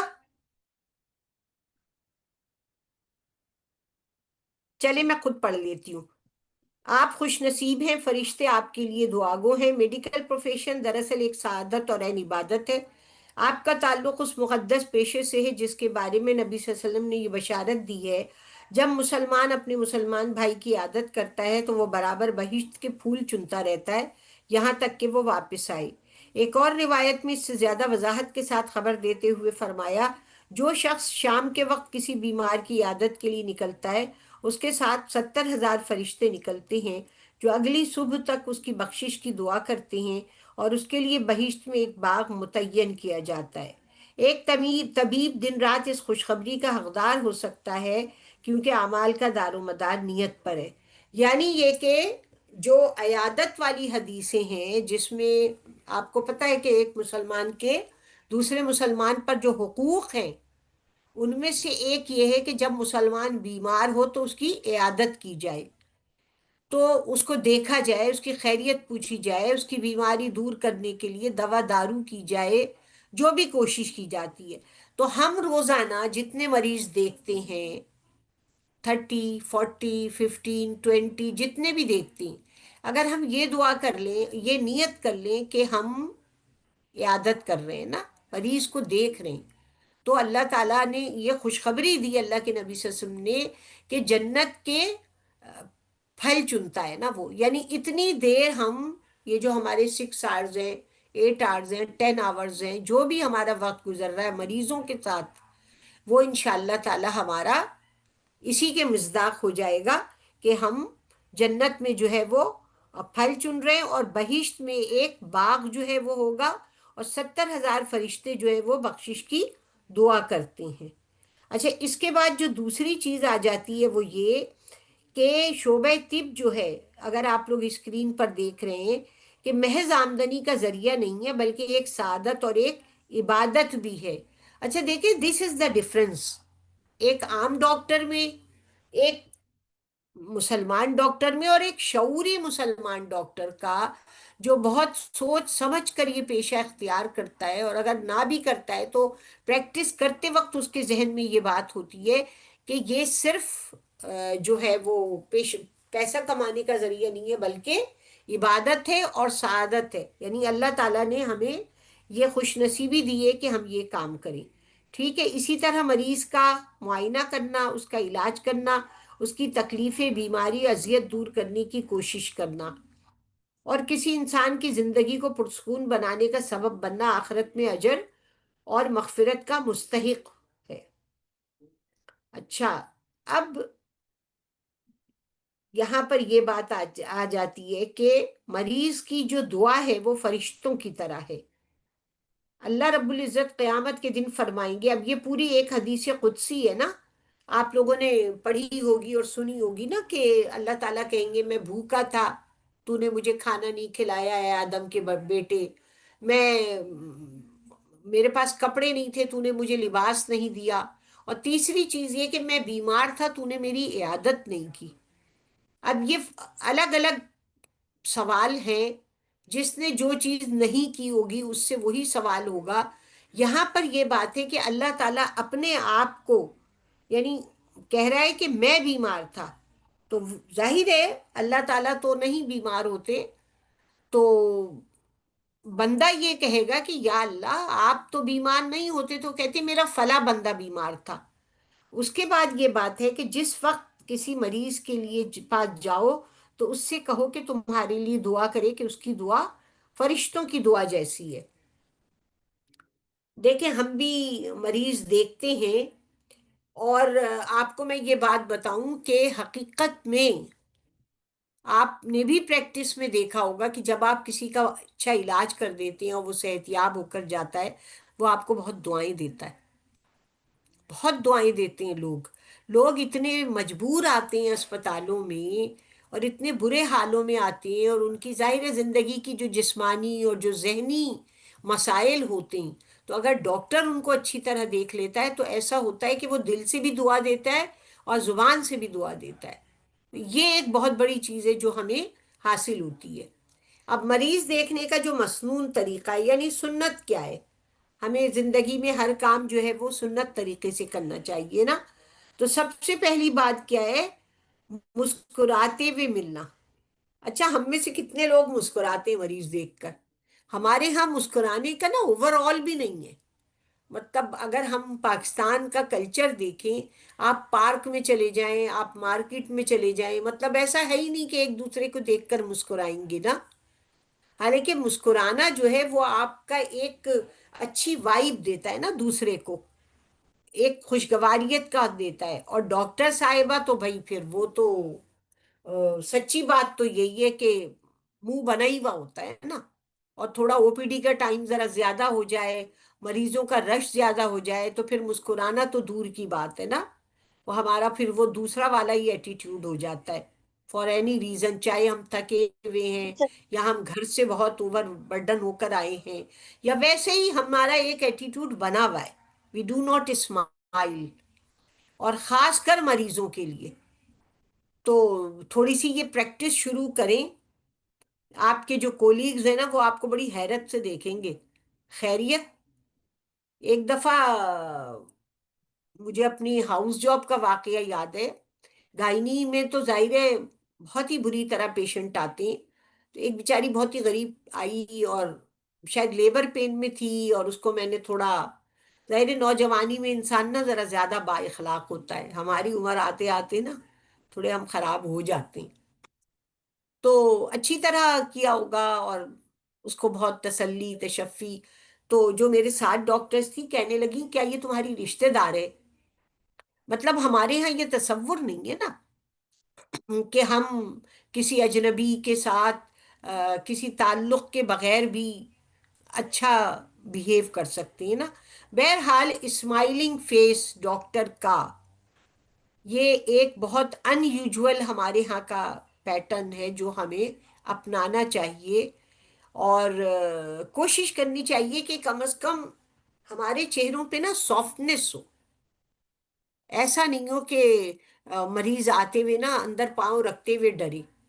اور خاص طور پر ابھی تک تو گائنی میں سب سے زیادہ یہ ہوتا ہے نا کہ بس بہت ہی غصے والا چہرہ ہو رہا ہوتا ہے. تو پہلی چیز جو سنت سمجھتے ہوئے، اللہ کے نبی صلی اللہ علیہ وسلم کی حدیث سمجھتے ہوئے، آپ کا مصنون طریقہ سمجھتے ہوئے ہمیں اسمائلنگ فیس کرنا چاہیے پیشنٹ کے لیے. دوسری بات کیا ہے کہ مریض اگر سلام کرنے میں پہل کرے تو اس کو جواب دینا چاہیے. یہ بھی ہمارے ہاں نہیں ہوتا عموماً. کبھی کبھی ٹالنے کے لیے ہم جلدی سے وعلیکم کر دیتے ہیں نا، لیکن یہ کہ یہ بھی ایک کیا جا سکتا ہے.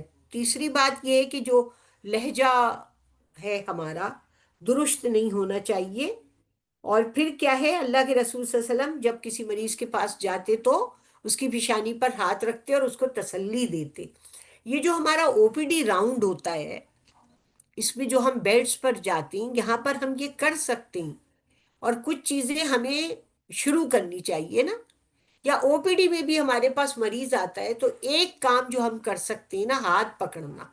اگر آپ مریض کا بس یوں ہاتھ پکڑ لیں اور اس کو تھوڑا سا کہہ دیں ہاں ٹھیک ہے، آپ کے پاس بہت ہی کم ٹائم ہے پھر بھی آپ اس کا ہاتھ پکڑیں، اسمائل سافٹ ہو، سافٹ آپ کا چہرہ ہو، تھوڑی سی اسمائلنگ فیس ہو، اس کا ہاتھ پکڑ لیں تو انشاءاللہ تعالیٰ آپ کو سنت پر عمل کا اجر ملے گا انشاءاللہ تعالیٰ. اچھا، اس کے بعد ہے اللہ پر توکل. اپنی طبی مہارت پر بھروسہ یا مایوسی، ان دونوں انتہاؤں سے بچتے ہوئے اللہ پر توکل کرنا چاہیے. اچھا، اب اس میں بھی دیکھیں نا، بیماری تو ہم سب جانتے ہیں کہ کبھی کبھی ہی آسان ہوتی ہے نا. نزلہ بھی کبھی کبھی اتنا مشکل ہو جاتا ہے کہ وہ ٹھیک ہی نہیں ہو کے دے رہا ہوتا.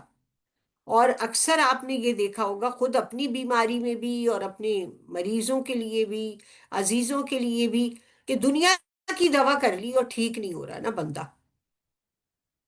تو یہ بھی ایک چیز ہے کہ شفا اللہ کی طرف سے. ہم دوا خود بھی لے سکتے ہیں یا مریض کو بھی دیں گے، تو یہ ہمارا کوئی اس میں وہ نہیں ہے. اینٹی بائیوٹک آپ دیکھ لیں بدل بدل کے دے دیں، بندہ ٹھیک ہی نہیں ہوتا ہے. تو اصل شفا جو ہے وہ اللہ دے گا. اللہ پہ خود بھی توکل کرنا چاہیے اور مریض کو بھی یہ کہنا چاہیے کہ اللہ سے دعا کریں، اللہ ہی شفا دے گا. اس کے بعد ہے عدم توجہی سے اعتراض. اچھا، عدم توجہی ہم کیسے کرتے ہیں، کوئی بتائے گا؟ ہم میڈیکل پریکٹس میں کیا رویہ ہوتا ہے جو ایسا لگتا ہے کہ ڈاکٹر جو ہے وہ توجہ نہیں دے رہا؟ السلام علیکم بتائیں. میم. جی. ساتھ اکثر ایسا ہوتا ہے کہ ہم جاتے ہیں ڈاکٹر کے پاس اور ہم ان کو بتا رہے ہوتے ہیں، مطلب ہم لوگ بہت زیادہ تکلیف میں ہوتے ہیں، ہم ان کو بتاتے ہیں کہ ہمارے ساتھ یہ مسئلہ ہے، ہمیں یہ بھی پین ہو رہا ہے، یہاں پہ بھی ہو رہا ہے. لیکن جب ہم لوگ تو فل تکلیف میں ہوتے ہیں، ہم ان کو بتا رہے ہوتے ہیں، لیکن جب ہم انہیں دیکھتے ہیں اپنے ڈاکٹر کو تو ان کا ایک ایسا فیس ہوتا ہے، ہمیں لگتا ہے کہ شاید وہ ہماری بات سن ہی نہیں رہے ہیں یا انہیں ہماری تکلیف کا احساس ہی نہیں ہوتا. تو آئی تھنک اس سے بھی ایسا ہوتا ہے کہ مریض کو انکمفرٹیبل ہاں، فیل ہوتا ہے، اس کی سیٹسفیکشن نہیں ہوتی، بے شک جتنی مرضی اچھی اور ہماری کیا کر میڈیسن رہے ہو. ہوتے ہیں ڈاکٹر؟ اگر 2-3 ڈاکٹر بیٹھے ہوں او پی ڈی میں تو کیا کرتے ہیں؟ ساتھ ساتھ یہ مطلب یہ ہوتا ہے کہ وہ ہماری بات نہیں سن رہے ہوتے. اکثر ایسا بھی ہوتا ہے کہ ہم بہت پین میں ہیں، ہم یہ چاہ رہے ہوتے ہیں کہ ڈاکٹر نا مطلب سارے کام چھوڑ کے فل اٹینشن سے ہماری بات سنیں. وہ سنیں گے تو انہیں پتا چلے گا نا کہ ہمارے ساتھ کیا کیا مسئلہ ہے، لیکن وہ اپنے کولیگس کے ساتھ بات کر رہے ہوتے ہیں، وہ اپنے دوسرے کام بھی کر رہے ہوتے ہیں ساتھ میں. تو ہاں، وہ ہمیں لگتا ہے کہ ہوتا انہوں نے کیا ہے ہماری کہ دوسرے کام بھی کر رہے ہوتے ہیں. ایک کام تو یہ کرتے ہیں کہ وہ برابر والے ڈاکٹر سے بات کرتے ہیں. یہ ایک بہت کامن پریکٹس ہے. یعنی مریض بولے جا رہا ہے اور آپ، ہاں نائلہ کیا ہوا تھا آج؟ یار اتنی بھوک لگ رہی تھی، میں تو آج بغیر ناشتے ہی کے آ گئی. اب وہ بیچاری بولے جا رہی ہے. یا پھر یہ کہ اسپتال کے قصے تم نے دیکھا نہیں تھا، داخل ہوتے ہی وہ ڈاکٹر فلاں کا آپ نے دیکھا نہیں تھا، کل دیکھو کیا ہوا تھا وارڈ میں. آپ اپنی کہانی کر رہے ہیں نا. ہاں بی بی کیا ہوا؟ چلو بھائی ٹھیک ہے، اچھا جاؤ یہ لو. اب وہ مریض اتنا انسیٹسفائیڈ گیا ہے. تو اللہ کے نبی صلی اللہ علیہ وسلم کی سنت کیا تھی؟ کیا سنت تھی؟ کسی کی بات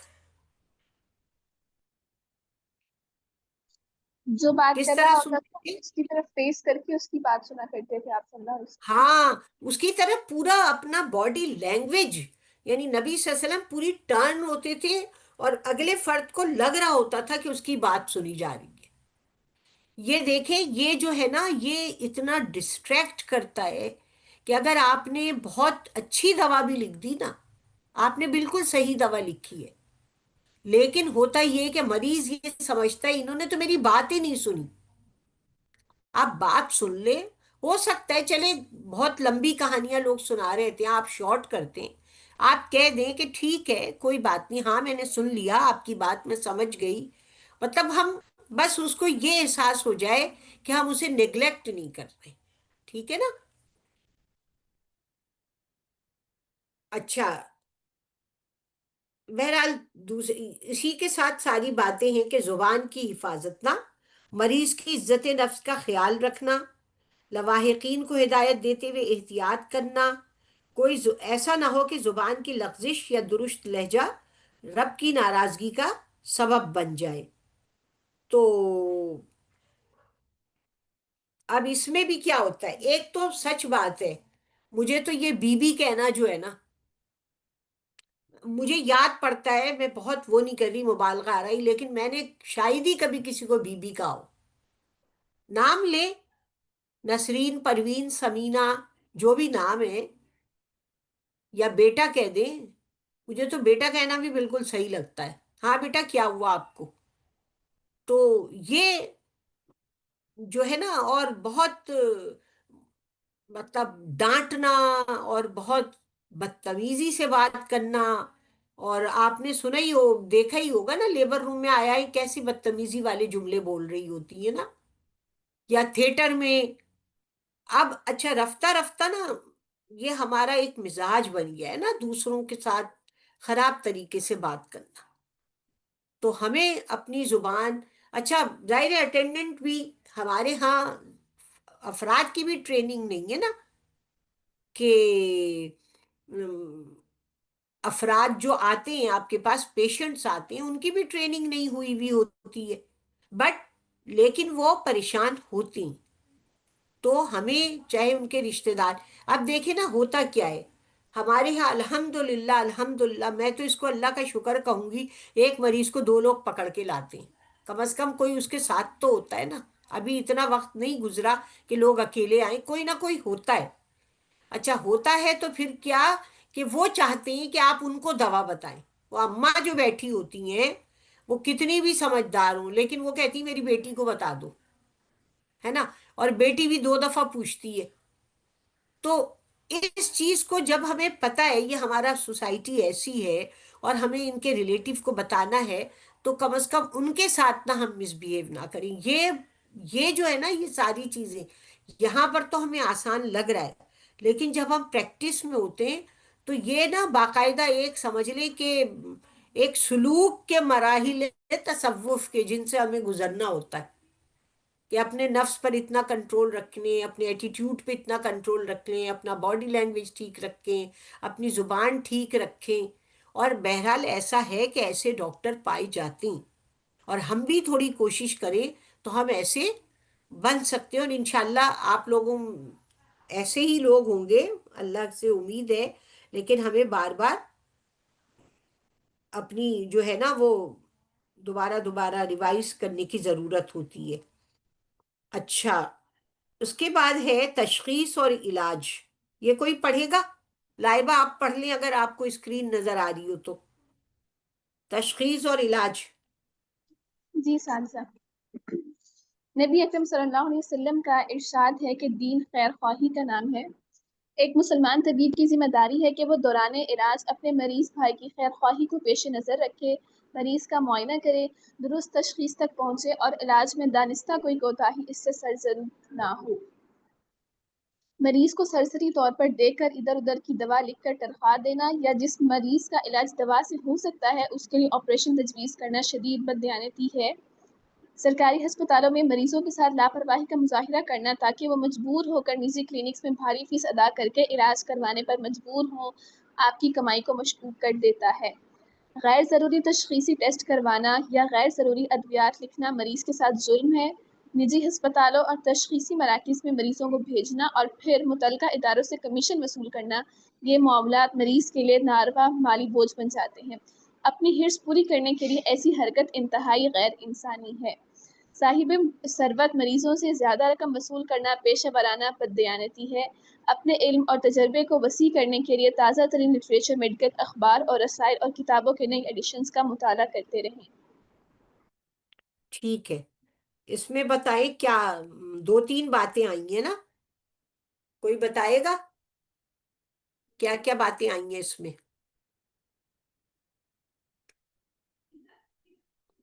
دیکھیں ایک پہلی بات تو یہ کہ ڈائگنوسس، ٹھیک ہے نا، حتی الامکان کوشش کریں کہ ڈائگنوسس ٹھیک ہو آپ کا. جو ہماری ہسٹری ٹیکنگ، ہمیں تو بہت پورا 3rd ایئر ہمارا اور 4th ایئر جو ہے نا ہسٹری ٹیکنگ میں ہی گزر جاتا تھا، اور اب زندگی میں سمجھ آیا کہ ہسٹری ٹیکنگ ڈائگنوسس میں کتنی امپورٹنٹ ہوتی ہے نا. ڈائگنوسس صحیح ہونا چاہیے، اور اس کے لیے پہلی بات یہ کہ ہسٹری تو لینا صحیح اس کی. وہ کہہ کچھ رہی ہے، میں نے تو بہت پریکٹس کی، اسپتالوں میں بھی کی، میں دیکھتی تھی. یعنی ایک پیشنٹ آئی میرے ساتھ، سامنے بیٹھی ہوئی تھی ایک ڈاکٹر، جونیئر ڈاکٹر تھی، یعنی وہ اپنی بالکل یہاں ہاتھ رکھی ہوئی ہے گردے کی جگہ پر، اور سامنے یورین ڈی آر میں اتنے پس سیلز آ رہے ہیں نا. مطلب بالکل سمپل بات ہے کہ یو ٹی آئی کا ڈائگنوسس ہے. دنیا جہان کی دوائیں لکھ رہے ہیں بھائی، سیدھی سیدھی آپ دیکھ رہے ہیں کہ اس میں کیا ہے. تو کوشش یہ کرنی چاہیے کہ آپ جو لوگ، خاص طور پہ جو لوگ ذاتی کلینک کرتے ہیں نا، جنرل پریکٹس کو عموماً یہ سمجھا جاتا ہے کہ اٹ از جسٹ کویکری نا، آپ بس ایک لاٹ آف میڈیسن آپ کو لکھ دینی اور چلے جائیں. تو پہلی چیز، ہم کہیں پر بھی ہوں ایمانداری سے ڈائگنوسس کی کوشش کرنی چاہیے کہ وہ صحیح ہو. دوسری بات یہ کہ دوائیں لکھنا نا، میں یہاں پر بہت تو نہیں کہوں گی، لیکن پرسکرپشن، لمبی پرسکرپشن جو ہے نا، وہ ایک قول ہے، ایسی بات کہی جاتی ہے محاورتاً کہ احمق درزی لمبا دھاگا. مطلب زیادہ پرسکرپشن لکھنا، غیر ضروری دوائیں نہیں لکھنی چاہیے. اب تو خیر اللہ کا شکر ہے، آپ لوگوں کی جو پروٹوکولز وغیرہ زیادہ فالو ہو رہے ہیں، ٹریننگ بھی زیادہ بہتر ہے. مجھے لگتا ہے ہمارے وقتوں سے زیادہ اب ٹریننگ بہتر ہے، اور آپ لوگوں کو ساری جو گائیڈ لائنز ہیں ان کو فالو کرنا ہوتا ہے. بہرحال کہیں بھی، یعنی میں نے تو اپنی پریکٹس میں دیکھا، ایٹ اے ٹائم 2 اینالجیسکس مختلف ناموں کی دے دینا، ٹھیک ہے نا. یا یہ کہ یہ بھی ایک عام پریکٹس ہے کہ نہیں، میں اگر دوسرے ڈاکٹر نے دوا دی ہے، نہیں یہی دوا آپ کو لینی، حالانکہ ہے وہی ڈائکلوفینک، لیکن آپ نے وارن لکھ دی، دوسرے نے والٹران لکھ دی تھی، تو آپ نے اس کو چینج کرانا ہے. یہ بات ہے. تیسری بات ظاہر ہے کمیشن والی بات ہے، لیب سے لینا، اسپتالوں سے لینا، کسی بھی انسٹیٹیوٹ سے آپ پرسنٹیج اپنی فکس کر لیں. اور چوتھی چیز یہ ہے کہ مجھے نہیں لگتا انشاءاللہ تعالی ہمارے لوگ ایسا کرتے ہیں کہ نارمل ڈیلیوری کو سیزر میں چینج کرنا. دیکھیں اس بات کو اگر ہم دیکھیں نا، اس وقت پورا سوشل میڈیا ڈاکٹروں کے خلاف جو پوسٹیں آتی ہیں نا، تکلیف تو بہت ہوتی ہے. اتنی ایسی ایسی پوسٹیں آ رہی ہیں. اس کا فائدہ کیا ہو رہا؟ اس کا فائدہ یہ ہو رہا ہے کوئکری بڑھ رہی ہے. حکیم بیٹھے ہوئے ہیں بلا وجہ، 2 میٹرک کیا ہوا آدمی بھی نہیں ہے، اور وہ اٹھ کر پتہ نہیں دنیا جہان کے ٹوٹکے اور نسخے بتا رہا ہے. کیوں؟ اس لیے کہ ہمارے رویے ٹھیک نہیں ہے، ہم غلط کر رہے ہیں، ہماری پریکٹس ٹھیک نہیں ہے، ہماری لوگوں کے ساتھ معاملات ٹھیک نہیں ہیں. ہم یہ کر رہے ہیں، یہ ہو رہا ہے کہ جو دوا سے ٹھیک ہو سکتا ہے اس کی سرجری کرنا فار سیک آف منی. ظاہر ہے یہ تو ہمیں خود پتہ ہے کہ یہ اللہ تعالیٰ ہم کیا اس کا جواز پیش کریں گے نا. اب صفحہ نمبر 5 پر آتے ہیں. ہم تھوڑی تھوڑی سی چیزیں دیکھ رہے ہیں نا، اس لیے ہم بہت ساری چیزوں کو ابھی ڈیٹیل میں نہیں. اب یہ جو چیز ہے نا صفحہ نمبر 5، اس پر پہلی چیز یہ ہے کہ فقہ میں رہنمائی کرنا نا، تھوڑا اللہ کی طرف رجوع کرانا. یہ تو ہمارا سمجھے کہ ڈاکٹر سے زیادہ نہ کوئی انسانوں کو اللہ کے قریب نہیں کر سکتا. ہم اگر کہیں گے کہ آپ جیسے جو بھی ہمارے خواتین کے مسائل ہوتے ہیں، ہمیں نماز پہ بہت گائیڈ کرنا پڑتا ہے، ان کی جو خام خواہ کی ناپاکی کے تصورات ہیں اس کو دور کرنا، روزہ نہ رکھنے کی خام خواہ کی جو وجوہات ہیں اس کو دور کرنا. مختلف چیزوں میں آپ کو اتنا علم ہونا چاہیے، اور آپ کانشیسلی کوشش کریں کہ آپ اس کو گائیڈ کریں، اس کو دعا بتا دیں، اس کی پریشانی دور کرنے کے لیے کچھ بتا دیں. تو یہ جو فقہی رہنمائی ہے یہ بھی ایک ہمارا فرض ہوتا ہے. اب اس میں لکھا ہے نا حسد، بغض، بیجا غصہ. اس وقت آپ دیکھیں کہ جو خواتین آتی ہیں ان کی، میں نے تو او پی ڈی کی ہے بہت زیادہ، مطلب ایک گھروں میں جو ہو چکا ہے نا حال، اس کی وجہ سے بھی آدھی طبیعتیں خراب ہوتی ہیں لوگوں کی نا. وہ اتنا دوسروں سے بغض ہوتا ہے، حسد ہوتا ہے، رویے خراب ہوتے ہیں، پھر بیماریاں لے کے آ رہے ہوتے ہیں نا. تو وہاں پر آپ نے، جب وہ مریض بہت شکایتیں کر رہی ہو کسی کی، تو آپ تھوڑا سا اس کو ڈائیورٹ کریں نا، کہ نہیں بھائی اس لیے تھوڑی انہوں نے کیا ہوگا، آپ اگر اس طرح سوچیں تو معاملہ ٹھیک ہو سکتا ہے. تو یہ ایک ہماری بہت بڑی ذمہ داری ہے. اچھا، اس کے بعد ہے دوا سازوں سے معاملات. یہ کمیشن ہے پورا. اس پہ بھی نا پیما کی پوری ایک پبلیکیشن ہے کہ فزیشین فارما ریلیشن شپ، فارماسیوٹیکل کمپنیز سے ہمارے جو معاملات ہوتے ہیں. میرا اپنا ایک بھانجا ہے، وہ بھی میڈیکل ریپ ہے. تو پہلے تو یہ ہوتا تھا نا، میڈیکل ریپ جا کے دواؤں کے بارے میں بتاتے تھے کہ اس کی یہ سائیڈ افیکٹس ہیں، اس کی یہ کاسٹ ہے، اس کا یہ ڈوز ہے، یہ بہتر آ گئی ہے. جیسے پہلے والٹران آتی تھی یا ڈائکلوفینک آتی تھی، اب ایس آر آ گئی ہیں نا، یا اب ڈسپرسبل آ گئی ہیں، رائزک میں بھی مختلف چیزیں آ گئی ہیں نا. اچھا تو لٹریچر دیتے تھے، ایک آدھا گھنٹہ بیٹھتے تھے بتاتے تھے. اب ایک عام پریکٹس ہے کہ ڈاکٹروں کو لفافے دیے جاتے ہیں، اور یہ بالکل آپ سب کو پتا ہوگا کہ کس کس طریقے سے یہ جو ہے نا لالچ دی جاتی ہے. اور صرف وہی دوائیں لکھے گا ڈاکٹر جو اس میڈیکل ریپ نے کہی ہے نا. اگر کسی کی وہاں پر میڈیکل اپنا کلینک ہے تو جو برابر والا میڈیکل اسٹور والا ہے وہ تو لکھے گا ہی وہی، وہ ڈاکٹر صاحب کی دوا کہیں ملے گی ہی نہیں. یا یہ کہ جو زیادہ افیکٹو دوا ہے اس کی جگہ ایسی دوا لکھ دینا کہ جس کے اثرات اتنے زیادہ نہیں ہیں، یہ غلط ہے. یعنی یہ کہ کوئی بھی ایسی چیز جو ہم مالی فائدے کے لیے کسی کو فائدہ پہنچانے کے لیے مریض کے ساتھ دھوکہ دیں یا مریض کو نقصان پہنچائیں، وہ پھر بالکل ٹھیک نہیں ہے نا. اب جیسے سورہ نساء کی یہ آیت دی ہوئی ہے صفحہ نمبر 5 پر، اے لوگوں جو ایمان لائے ہو، ایک دوسرے کے مال باطل طریقے سے نہ کھاؤ. اب ہم آتے ہیں خیر خواہی کا تقاضا. اس کو کوئی پڑھے، کوئی اور؟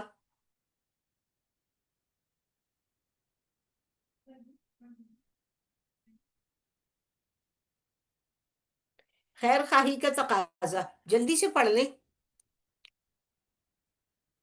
جو پڑھے گا اسے سبق جو یاد پڑھے رہے گا گا. اسے میں پڑھوں جی پڑھوں بالکل بالکل. اپنے مریض سے خیر خواہی کا تقاضا ہے کہ پوری ہمدردی اور توجہ سے اس کا علاج کیا جائے، اس کے مالی مفادات کی حفاظت کی جائے اور اس پر ناروا ناروا اضافی بوجھ نہ ڈالا جائے، اسے غلط مشورہ نہ دیا جائے، مریض کو بیماری کی تفصیلات بہترین اسلوب سے پر بتائیں، مریضوں کو ایسی دوائیں تجویز نہ کریں جو اپنے لیے پسند نہیں کرتے، مثلا اسٹیرائڈز یا مہنگی اور کم مؤثر دوائیں. اپنے کلینکس اور ہسپتال میں آلات کے مؤثر اسٹیرلائزیشن پر توجہ دیں، مریض کے علاج میں لاپرواہی نہ برتی جائے. غریب اور مستحق مریضوں کی حتی المقدر مدد کریں اور علاج معالجے میں سہولت فراہم کریں. سرکاری ہسپتال میں ڈیوٹی اوقات کے دوران نجی پریکٹس کا لالچ نہ دیں اور نہ ہی مریضوں کو اپنے پرائیویٹ کلینک پر بلائیں. ماتحت عملے اور پیرامیڈیکل سٹاف کے ساتھ ہمدردی اور محبت کا رویہ رکھیں اور ان کو کام میں ایمانداری کا احساس دلاتے رہیں. ہسپتالوں کے معاملات میں دلچسپی لے کر انتظامیہ کو مناسب طریقے سے مشورے دیں اور غیر اسلامی طریقوں کی نشاندہی کرتے رہیں. اگر بیماری کی درست تشخیص میں دشواری ہو رہی ہو تو متعلقہ شعبہ کے کسی ماہر کی طرف مریض کو بھیجنے میں تاخیر نہ کریں. چلیں. اچھا، خیر خواہی کی کون سی حدیث ہے؟ ایک چھوٹی سی حدیث ہے نا، کسی کو یاد ہے؟ الدین نصیحہ، الدین نصیحہ. النصیحہ. جی ٹھیک ہے نا، دین خیر خواہی کا نام ہے. خیر خواہی کا مطلب یہ ہے کہ آپ کو دوسرے کا فائدہ عزیز ہے، آپ دوسرے کی بھلائی چاہتے ہیں. تو پہلی خیر خواہی کیا ہے مریض کے ساتھ؟ کہ پوری ہمدردی اور توجہ سے علاج کیا جائے. ٹھیک ہے. خاص طور پر دیکھیں جو کمپلیکیٹڈ ہو جاتی ہیں یا جو لمبی بیماری ہوتی ہے، اس کو پھر بہت توجہ کے ساتھ اور پوری ایمانداری کے ساتھ دیکھنا چاہیے. اور ایسے واقعات آتے ہیں میڈیکل پریکٹس میں کہ صرف ڈاکٹر کی نیگلیجنس جو ہوتی ہے نا وہ بہت بڑا مسئلہ بنتی ہے. میری اپنی خالہ زاد بہن، مجھے نہیں پتا کہ وہ ڈاکٹر تھا یا he was not a doctor, دوا لیتی رہی، اس کو مطلب کرونک فیور چل رہا تھا. وہ یہی کہتا رہا بیٹا آپ تو پڑھائی سے وہ کر، اس کا تھا ٹائیفائڈ. ٹائیفائڈ کا آپ کو پتا ہونا چاہیے کہ پراپر لیبس جو ہے وہ کرانی ہے, کہاں بھیجنا ہے. آپ کے پاس علاج نہیں ہوتا, آپ اس کو کسی پراپر ہاسپٹل میں بھیج دیں.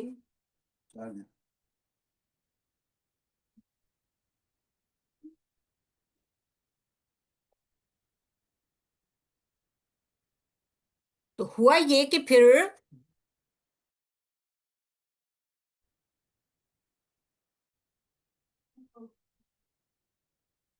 تو وہ اس کا فیور بڑھتا چلا گیا, اس کو پراپر ٹریٹمنٹ نہیں ملی, پھر اس کو پیریٹونائٹس ہوا, وہ رپچر ہو گیا, اور ظاہر ہے 6-7 لاکھ کی پھر اس کی سرجری ہوئی نا. تو ڈاکٹرز کی نیگلیجنس کی جو چیزیں ہیں نا, ہم سب کو اس میں بہت احتیاط کرنی چاہیے. ہمیں نہیں آتا ہم کسی سے پوچھ لیں, ہمیں نہیں آتا ہم ریفر کر دیں, ہمیں نہیں آتا ہم کتاب کھول کے دیکھ لیں, ہم اپنے سینئر سے پوچھ لیں.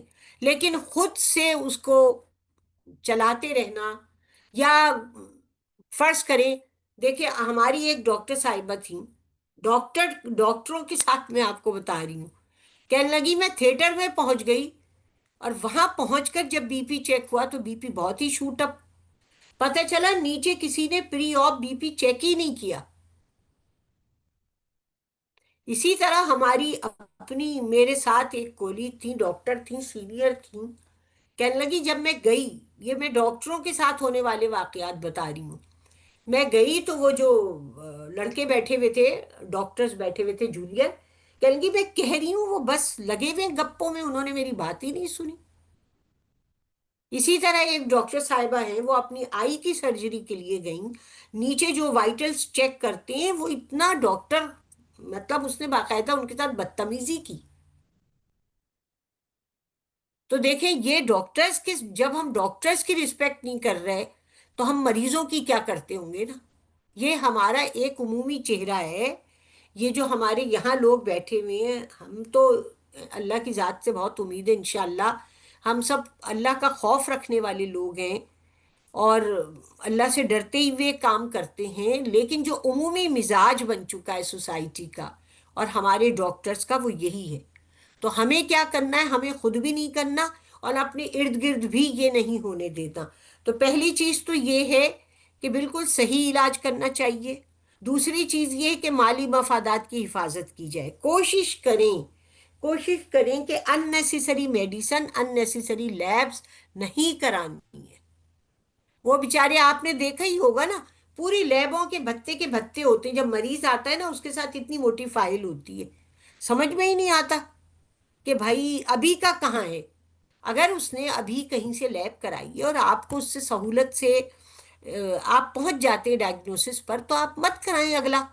ضروری نہیں ہے کہ آپ دوبارہ بھی کرائیں, لیکن اگر ضروری ہے تو آپ کو جو ٹیسٹ کرانا ہے وہ ضرور کرائیں. یہ بھی دوسری طرف یہ بھی نہیں ہے کہ آپ چھوڑ دیں. دوسری بات یہ, مریض کو بیماری کی تفصیلات بہترین طریقے پر بتائیں. آپ دیکھیں اب تو آپ لوگوں کو یہ جو FCPS کرتے ہیں, اس میں تو ساری چیزیں سکھائی جاتی ہیں, ٹریننگ دی جاتی ہے کہ کمیونیکیشن میں, کہ مریض کو یو ہیو ٹو ٹاک, اور آپ کو اس کو اسٹیپ وائز بتانا چاہیے کہ آپ کو یہ ہے, اتنا عرصہ لگے گا, اس طرح آپ دوا کھائیں, اور انشاءاللہ اللہ کی ذات سے امید ہے کہ آپ ٹھیک ہو جائیں گے.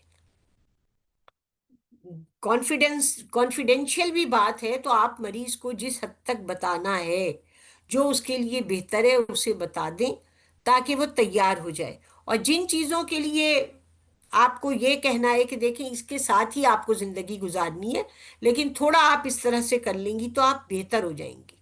جیسے جوائنٹس پین ہے, اس کے لیے آپ ہلکی پھلکی ایکسرسائز بتا سکتی ہیں, یا یہ کہ جس کو نیند نہیں آتی ہے پیشنٹس کو, آپ ان کو کچھ بتا سکتی ہیں. تو یہ چیزیں بھی ہماری ذمہ داری بنتی ہے نا کہ ہم مریضوں کو بتائیں. اس کے بعد لکھا ہوا ہے کہ ایسی دوائیں تجویز نہ کریں جو آپ اپنے لیے پسند نہیں کرتے, بلا وجہ کے ملٹی وائٹامنز دینا, اسٹیرائڈز دینا, جو بھی چیزیں ہیں وہ نہیں دینی چاہیے. اچھا, اسی طرح اسٹرلائزیشن, خاص کر جو ڈینٹل ہمارے ہیں, دیکھیے ڈینٹسٹری سے کتنا ہیپیٹائٹس پھیلتا ہے, آپ سب کو پتا ہوگا. جو صحیح اسٹرلائزیشن ہے، جو ابھی کے جدید طریقے ہیں جس کے ذریعے خاص کر یہ جو آلات ہوتے ہیں، انسٹرومنٹس ہوتے ہیں، ان کی اسٹرلائزیشن ہے، گلوز کی اسٹرلائزیشن ہے. چاہے آپ کا چھوٹا سا کلینک ہو لیکن آپ کو اسٹرلائزیشن کا خیال رکھنا چاہیے.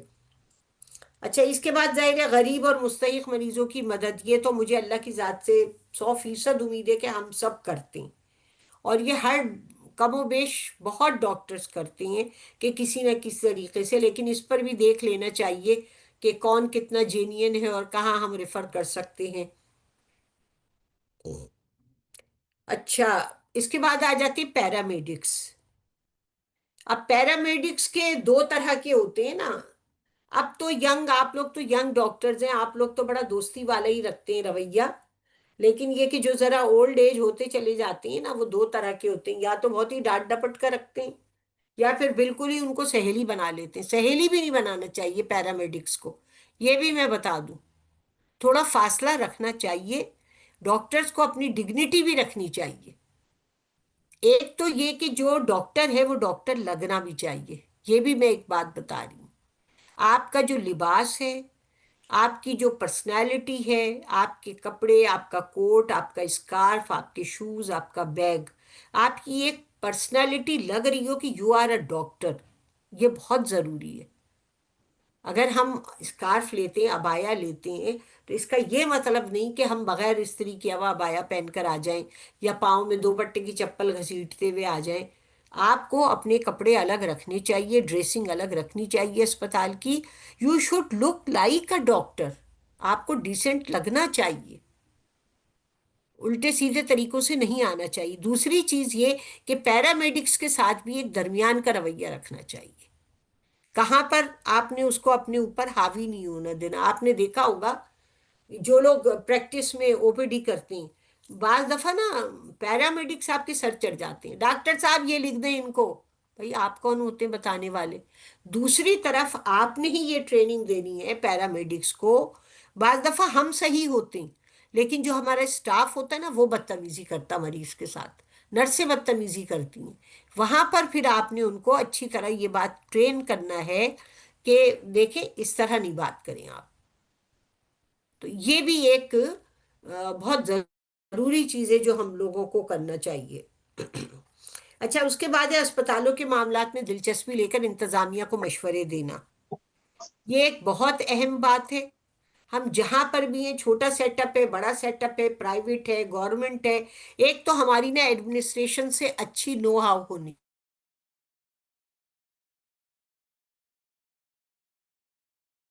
چاہیے. آپ اگر اچھی کرتے ہیں، آپ کی ایک اچھی پوزیشن، ریپوٹیشن بن چکی ہے، تو ایسا ہوتا ہے کہ وہ یہ جو ہے جو ایڈمنسٹریشن ہے وہ خوش ہوتی ہے آپ سے.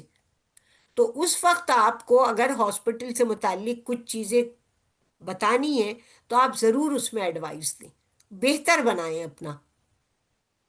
اس میں بہت ساری چیزیں ہو سکتی ہیں. مریضوں کا رش ہوتا ہے، اس کو کیسے کم کیا جائے، مریضوں کے بیٹھنے کی جگہ ہے، یا مریضوں کا بی پی باہر چیک ہونا ہے. بہت ساری ایسی چیزیں ہیں. جو لوگ ریڈیولوجی میں ہوتے ہیں ان کو رپورٹ دینی ہوتی ہے.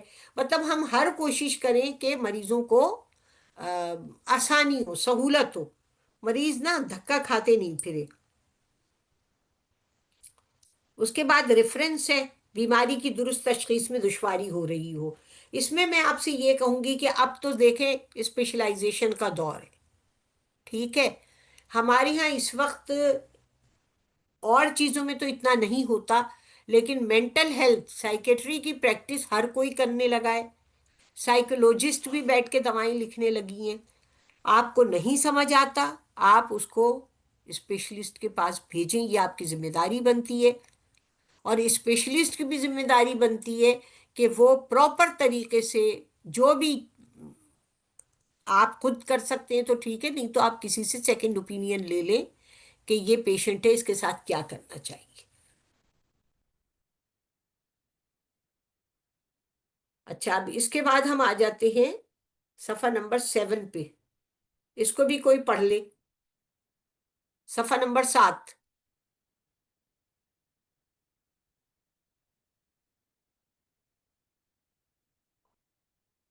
ہاں بھائی بچے، کون پڑھے گا؟ میم سطر کی حفاظت.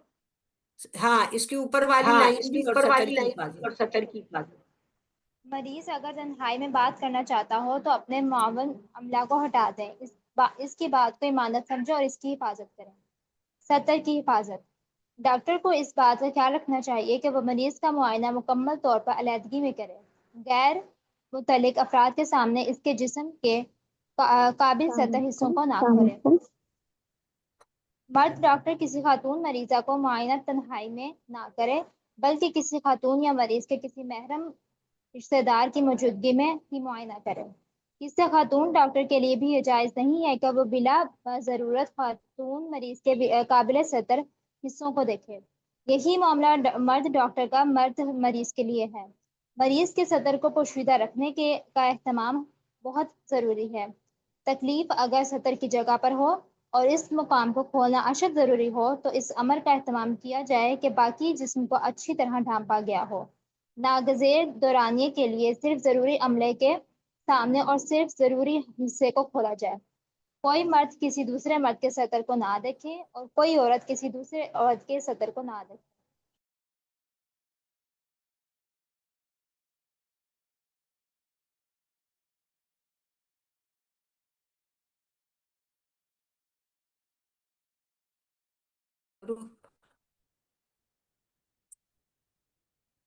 ادھر سے آواز نہیں آواز آ رہی ہے؟ مجھے آواز نہیں آ رہی. جی آ رہی اچھا ہے. جی آ رہی ہے. ہاں بیچ میں تھوڑا سا لگ رہا تھا کہ ڈسکنیکٹ ہو گئی. جی یہ پڑھ لیا پورا؟ جی سطر کی یہ حفاظت. پورا پڑھ لیا؟ جی سطر کی حفاظت پورا پڑھ لیا ہے عزیزاں کی. اچھا اچھا ٹھیک ہے. دیکھیں اس میں جو پہلی والی بات ہے نا جو اوپر لائن لگی ہوئی ہے، مریض اگر تنہائی میں بات کرنا چاہ رہا ہو، کیا ہوتا ہے ہمارے ہاں؟ جو لوگ او پی ڈی کرتے ہیں وہ بتائیں کیا ہوتا ہے ہمارے یہاں؟ کتنے لوگ بیٹھے ہوتے ہیں؟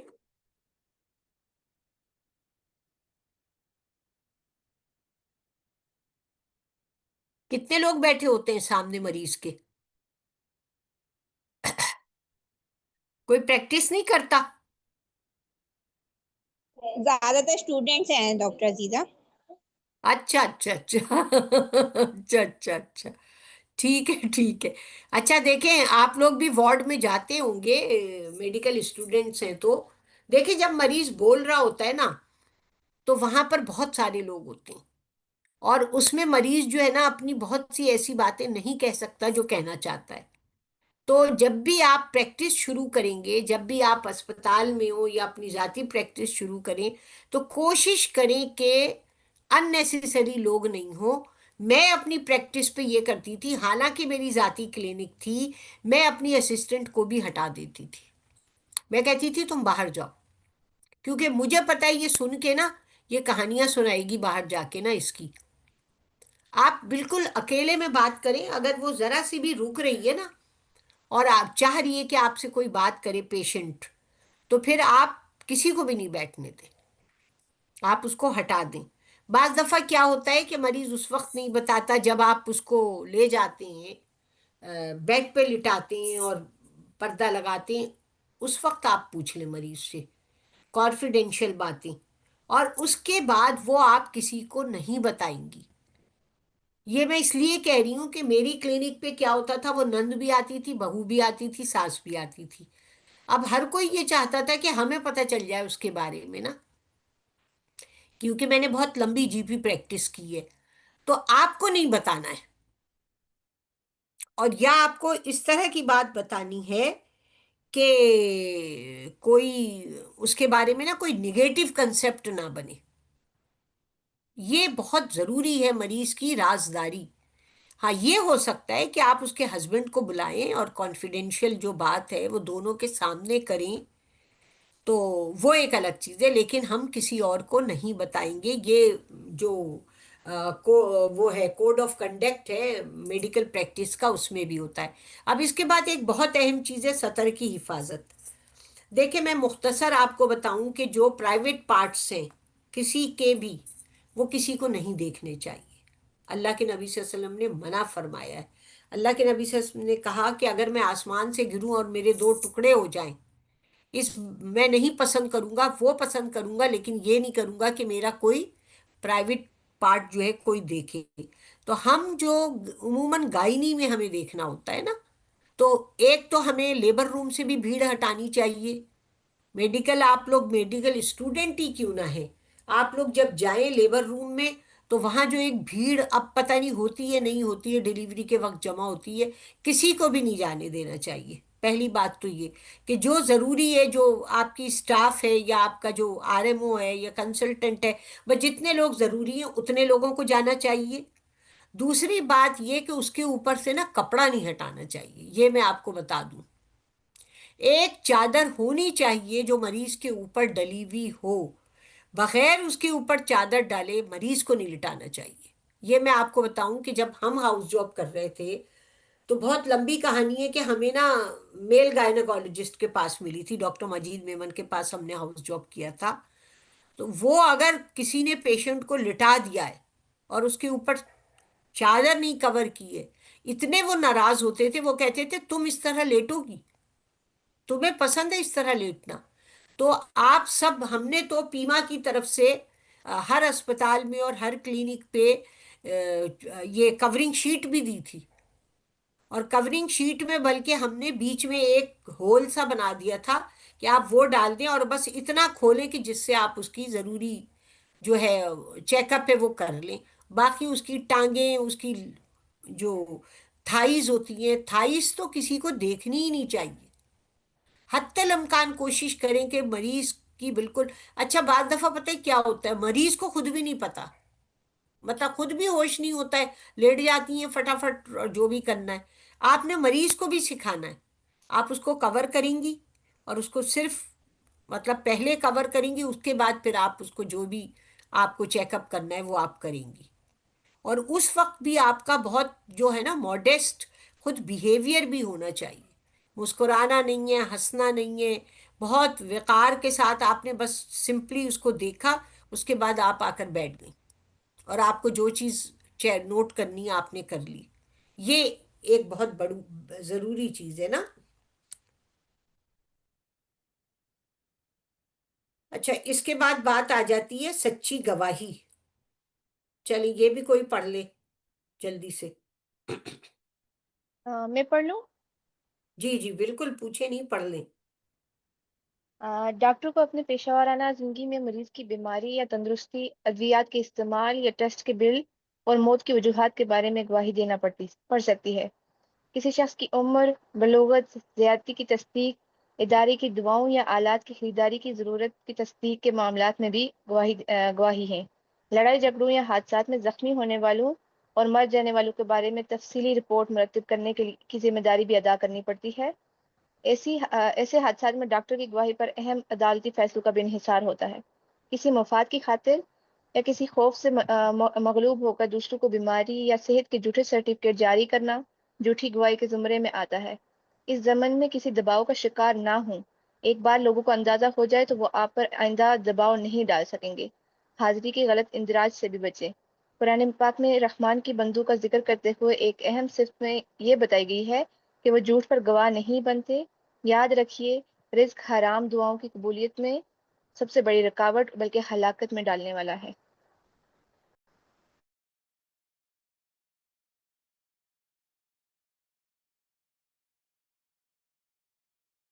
تو اس میں آپ نے یہ کرنا ہے کہ آپ پہلی بات تو یہ کہ کسی نے آپ کا علاج نہیں کرایا ہے تو آپ اس کا نہیں بنائیں گی، ٹھیک ہے، میڈیکل سرٹیفکیٹ نہیں بنائیں گی.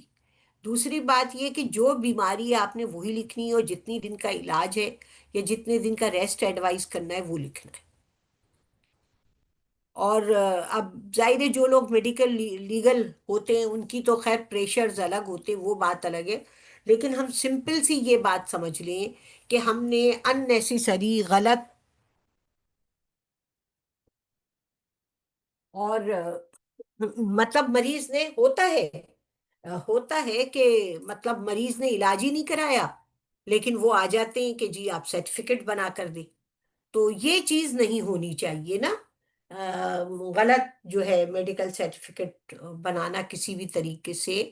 اور اس کو بہت ذرا سوچ سمجھ کے اول تو بنانا چاہیے سرٹیفکیٹ نا. اور جیسے جو لوگ جی بھی پریکٹس کرتے ہیں نا، محلے کا بڑا ہوتا ہے، رشتہ داروں کا بڑا ہوتا ہے، کہ چھٹی کا بہت ہوتا ہے، تو اس معاملے میں بہت خیال رکھنا چاہیے کہ ہم ایسا کام نہ کریں. اچھا، دوسری بات یہ کہ جہاں پہ آپ نہیں بنا سکتی نا، وہاں پہ آپ مت بنائیں. آپ کہیں میں ایلیجیبل نہیں ہوں.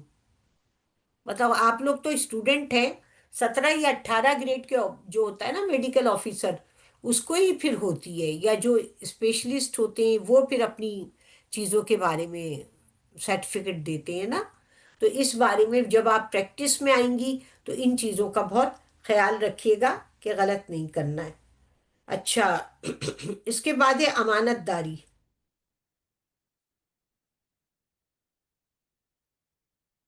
اچھا دیکھیں، اس میں میں آپ کو یہ بتا دیتی ہوں کہ جو امانت اور عہد و پیمان کو ملحوظ رکھتے ہیں، اس میں یہ بات تو ہم کر چکے کہ پیشہ ورانہ امور کا صحیح علم حاصل کرنا اور اس کو خوش اسلوبی سے انجام دینا، صحیح ہسٹری لینا، معائنہ کرنا اور علاج کرنا بھی امانت ہے. دوسری بات جو اہم ہے وہ یہ کہ ادارے کی اشیاء مثلا گاڑی، فون، اسٹیشنری، دوائیں، سرنج اور آلات کے ذاتی استعمال سے بچنا بھی امانت داری کا تقاضا ہے. ٹھیک ہے نا؟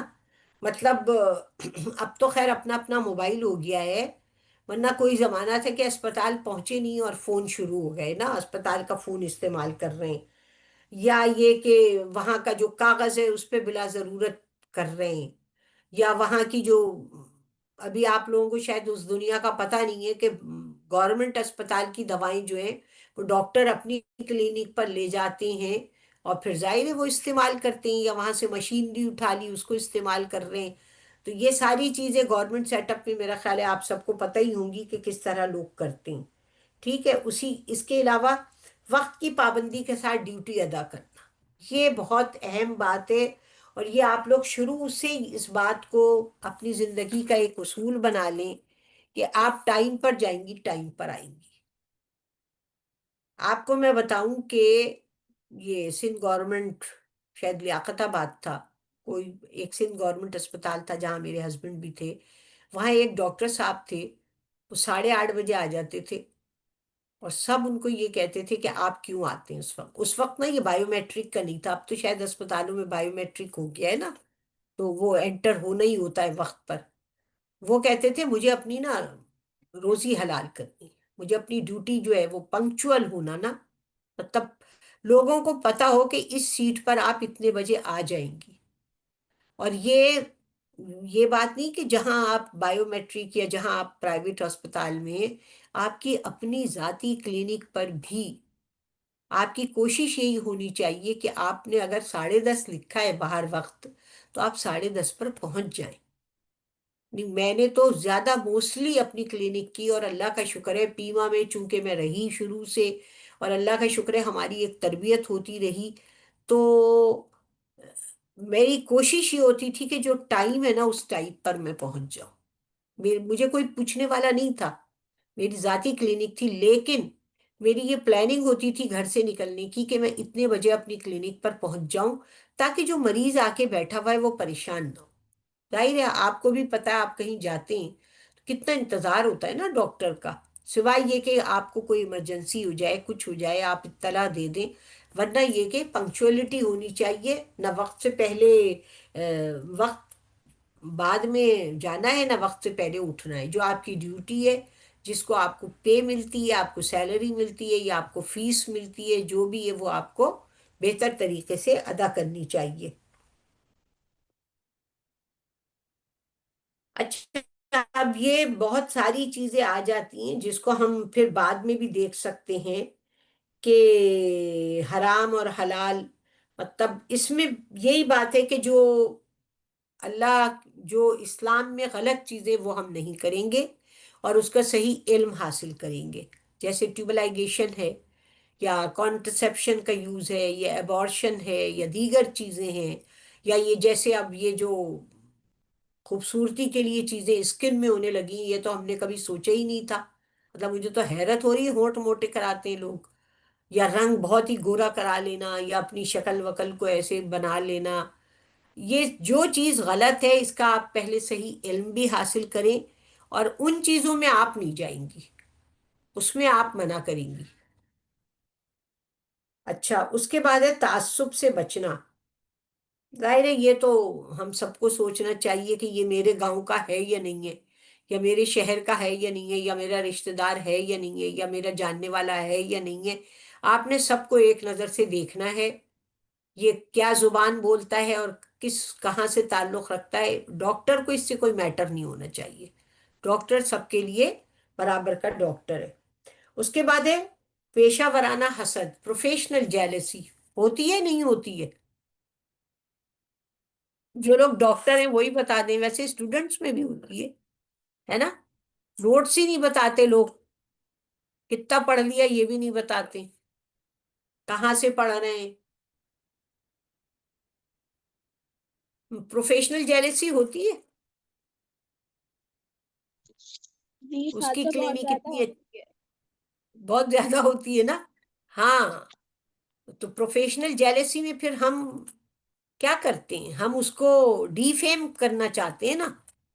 ہم اس کے متعلق ضرور کوئی ایسا جملہ بول دیتے ہیں کہ تاکہ مریض اس کے پاس نہ جائے، یا یہ کہ کہیں سوسائٹی میں یا اس کے اسپتال کے بارے میں کوئی ایسی بات کہہ دیں کہ وہاں تو یہ ہوتا ہے. یہ ہمیں نہیں کرنا چاہیے. اللہ تعالیٰ نے، دیکھیں، ہمارے دل صاف ہوں گے، ہمارے رویے بہتر ہوں گے، اللہ تعالیٰ ہمیں خود وہ سب کچھ دے گا جو ہمیں چاہیے، اور جس کا اللہ کو پتہ ہے کہ ہمیں ملنا چاہیے. اور جو برکت ہوتی ہے نا، وہ حلال میں ہوتی ہے اور وہ صحیح رویوں میں ہوتی ہے. اچھا، اس کے بعد ہے قریب المرد مریضوں سے معاملات. یعنی جو بالکل آپ کو پتہ ہے کہ جو لمبی ہسٹری ہے، جن کی کرونک، جو لوگ انٹینسیو کیئر میں کام کرتے ہیں، آئی سی یو میں کام کرتے ہیں، یا ظاہر ہے آپ کو پتہ ہے آپ کے جو عزیز رشتہ دار بھی اس طرح کے ہوتے ہیں، تو اس میں پھر کیا کیا جائے نا. تو اس میں یہ ہے کہ ایک تو مریض کی صفائی. ظاہر ہے جو بیڈ ریڈن پیشنٹ ہوتے ہیں ان کو کبھی کبھی سورس بھی ہو جاتے ہیں، بیچاروں کی صفائی کا خیال، ان کو کروٹ دلانا، بہت سارے مسائل ہو جاتے ہیں نا. اس کے بعد مایوسی کی باتیں نہ کریں، یہ سنت ہے. اللہ کے نبی صلی اللہ علیہ وسلم نے ہوپ کی بات کرنی ہے ہمیں، اور اچھی امید دلانی ہے، دنیا کی بھی آخرت کی بھی. اگر ہمیں لگ بھی رہا ہے کہ ایک مریض ہے جو ہمیں پتہ ہے کہ اب اس کی لائف اینڈنگ ہونی ہے، تو پھر یہ کہنا ہے کہ دیکھیں اللہ نے آپ کو نا اس بیماری کا بہت اجر دیا ہے، اور حقیقت میں اجر ہے تکلیف کو برداشت کرنے کا نا.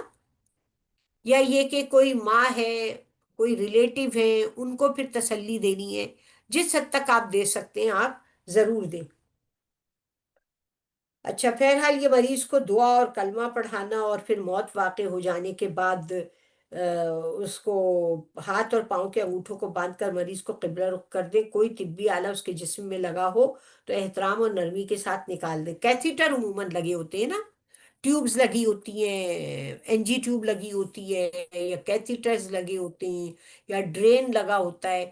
اچھا، ہم خود تو نہیں کرتے، ہمارے ساتھ جو اسٹاف ہوتا ہے، ہمیں لگ رہا ہو کہ یہ بالکل ہی ڈیتھ ہو گئی ہے، اس وقت بھی کر سکتے ہیں. اور پہلے سے بھی جو ضروری چیزیں ہیں جس طرح بھی ان کو دیکھ لینا چاہیے. جب آپ لوگ پریکٹس کریں گے پھر آپ لوگوں کو زیادہ ان چیزوں کا پتہ ہوگا. آخری چیز ہے دعائیں. اچھا، اب میں آپ کو اپنی ذاتی پریکٹس سے یہ بات بتاؤں کہ یہ جو خواتین آتی ہیں نا، ان کے اتنی مسائل ہیں خود ساختہ، اور جو ہمارا ایک سوشل بن چکا ہے، اس میں نا آپ کا بڑا کام ہے. آپ نے ان کو گائیڈ کرنا ہے، غلط اور صحیح کی تمیز دینی ہے. جیسے میرے پاس، اب میں آپ کو بتاؤں کہ میرے پاس جو لڑکیاں آتی تھیں 13-14 سال کی یا 15 سال کی، نہ کپڑے ڈھنگ کے، دوپٹے کا تو ہوش ہی نہیں ہے. ماؤں کو ہوش نہیں ہے. مجھے تو لگتا ہے ڈاکٹر سے زیادہ نا کوئی بھی نہیں سمجھا سکتا کہ بھائی، میں تو کہتی تھی بھائی اس کو دوپٹہ تو ڈھنگ کا پہنا دو. اس کی باڈی تو کور کرو، اس نے کپڑا کون سا پہنا ہوا ہے. بالکل آپ کی بات لوگ سنیں گے. آپ کہیں بھائی اس کو ایک عبایا ہی دلا دو، کم از کم جسم تو ڈھک جائے گا اس کا. تو یہ چیزیں آپ بتائیں گی. یا یہ کہ جیسے لڑکیاں آتی ہیں آپ کے پاس، آئیں گی اگر آپ پریکٹس نہیں کر رہی بعد میں، یا ابھی بھی آپ میڈیکل اسٹوڈنٹس ہیں، آپ جس دنیا میں رہتی ہیں آپ کو لڑکیوں کے معاملات پتہ ہی ہیں کہ کیا چل رہے ہیں. وہاں پر آپ کو سمجھانا ہے کہ یہ راستہ غلط راستہ ہے. آپ نے لڑکوں سے بات نہیں کرنی ہے، لڑکوں سے تعلقات نہیں رکھنے ہیں، فون فلانا چیٹنگ یہ کون بتائے گا؟ اماؤں سے زیادہ نا ڈاکٹر بتائے گی. مائیں بھی نہیں بتا سکتی جو ڈاکٹر بتا سکتی ہے. کسی بھی لڑکی کوئی آپ کے پاس آتی ہے اور آپ کو لگتا ہے کہ اس کی لائف میں کچھ اس طرح کی چیزیں، آپ اس کو پکڑ لیں اور سمجھائیں. اللہ کے نبی صلی اللہ علیہ وسلم نے کہا نا، تم سے ایک کوئی ہدایت پا جائے تو 100 سرخ اونٹوں کے برابر ہے. آپ کسی کو گرنے سے بچائیں گے نا، کسی کو برباد ہونے سے بچائیں گے. آپ نے وہیں روکنا ہے. بہت ساری چیزیں ڈاکٹروں کے سامنے ایسی آتی ہیں جو کسی کے سامنے نہیں آتی. وہاں پر آپ کا فرض بنتا ہے. اور مجھے تو جو بات اپنی میڈیکل پریکٹس میں لگی وہ یہ کہ اللہ تعالیٰ نے جو دنیا تک صحیح بات پہنچانے کا، امر بالمعروف اور نہی عن المنکر کا فریضہ بحیثیت مسلمان ہم پر عائد کیا. Medical practice is best place to perform this. اس کرسی پہ جب آپ بیٹھے ہوتے ہیں نا، ہر کوئی آپ کو سنتا ہے. لوگ حیران ہوتے ہیں کہ آپ ڈاکٹر ہو کے ایسی بات کہہ رہے ہیں. تو یہ بھی ایک بہت بڑی بات ہے جو آپ کو کرنا ہے. اور آخری بات یہی ہے کہ دعائیں مریضوں کو، آپ بکس بھی رکھ سکتی ہیں دعاؤں کی اپنے پاس، پتلی پتلی سی، وہ بھی آپ دے سکتی ہیں. کوئی دعا بھی بتا سکتی ہیں. آپ کہہ بھی سکتی ہیں کہ آپ دعا مانگا کریں. ٹھیک ہے، کوئی بہت بیماری میں، کوئی بہت پریشانی میں، کوئی بہت ہی غربت میں، تو ہم یہ ایڈوائز کریں گے کہ دعا مانگ. صحت کی دعائیں اس کو بتائیں گے، مسنون دعائیں بتائیں گے اس کو. اور یہ سارا کچھ نا، تو یہاں پر پھر دعائیں بھی دی ہوئی ہیں. مسنون جو دعائیں ہیں ان کو دیکھ بھی سکتے ہیں ہم، کہ یہ جو خاص کر یہ والی جو دعا ہے، اللہم رب الناس، ٹھیک ہے نا، اے انسانوں کے رب بیماری کو دور کر دے، شفا عطا فرما. شفا آپ ہی دینے والے ہیں، آپ کی دی ہوئی شفا کے سوا کوئی شفا نہیں. ایسی شفا عطا فرما کہ بیماری نہ رہے. ٹھیک ہے. دوسری بات یہ کہ جو نبی کریم صلی اللہ علیہ وسلم کی تعلیم ہے کہ سوتے وقت دونوں معوذتین جو ہے وہ پڑھ کر، اور یہ جو چیزیں نا، ایک آخری بات میں آپ کو بس یہ کہہ رہی ہوں کہ یہ جو ہے نا تعویذ گنڈے فلانا ڈھوانا، یہ وظیفہ وہ وظیفہ، آپ کا فرض بنتا ہے کہ آپ اس معاملے میں بھی صحیح رہنمائی کریں کہ بھائی نماز پڑھو، اللہ سے دعا کرو، رات کو سوتے وقت معوذتین پڑھ لو. کوئی جادو نہیں ہوتا، کوئی کچھ نہیں کرا رہا، کچھ بھی نہیں ہو رہا. یہ آپ کا بیکار کا وہم ہے. یہ بھی چیزیں آپ نے ٹھیک کرنی ہے. وآخر دعوانا ان الحمد للہ رب العالمین. اللہ تعالیٰ مجھے بھی اور آپ کو بہترین عمل کرنے والا بنائے. جزاک اللہ ڈاکٹر عزیزہ. السلام علیکم. جزاک اللہ خیر. ڈاکٹر عزیزہ اگر آپ آخری میں دعا کروا لیں، اس پروگرام کو ہم ختم کریں گے انشاءاللہ. ٹھیک ہے، صحیح ہے. ہم مختصر دعا کر لیتے ہیں. سبحان اللہ و بحمدہ سبحان اللہ العظیم، سبحان اللہ و بحمدہ سبحان اللہ العظیم، سبحانک اللہم و بحمدک نشہد ان لا الہ الا انت نستغفرک و نتوب الیک. سبحان ربک رب العزت عما یصفون وسلام علی المرسلین والحمد للہ رب العالمین. اللہ تعالی ہم سب کو اپنی اپنی جگہ پر بہترین دین پر عمل کرنے والا بنائے، دوسروں کے لیے سود مند بنائے، اور اللہ تعالی ہماری جو میڈیکل پریکٹس ہے اس کو ہمارے لیے مغفرت کا ذریعہ بنا دے، ہمیں بہترین عمل کرنے والا بنا دے، اپنے عزیزوں رشتہ داروں کے لیے بھی، اپنے مریضوں کے لیے بھی. اور اللہ تعالی ان سب کو ہماری مغفرت کا سبب بنا دے. آمین ثم آمین. جزاک اللہ. آمین. اب ہم اپنے سیشن کا اختتام کرتے ہیں. انشاءاللہ اگلے ہفتے انشاءاللہ پوری کلاس کے ساتھ ہم ملاقات کریں گے. جزاک اللہ.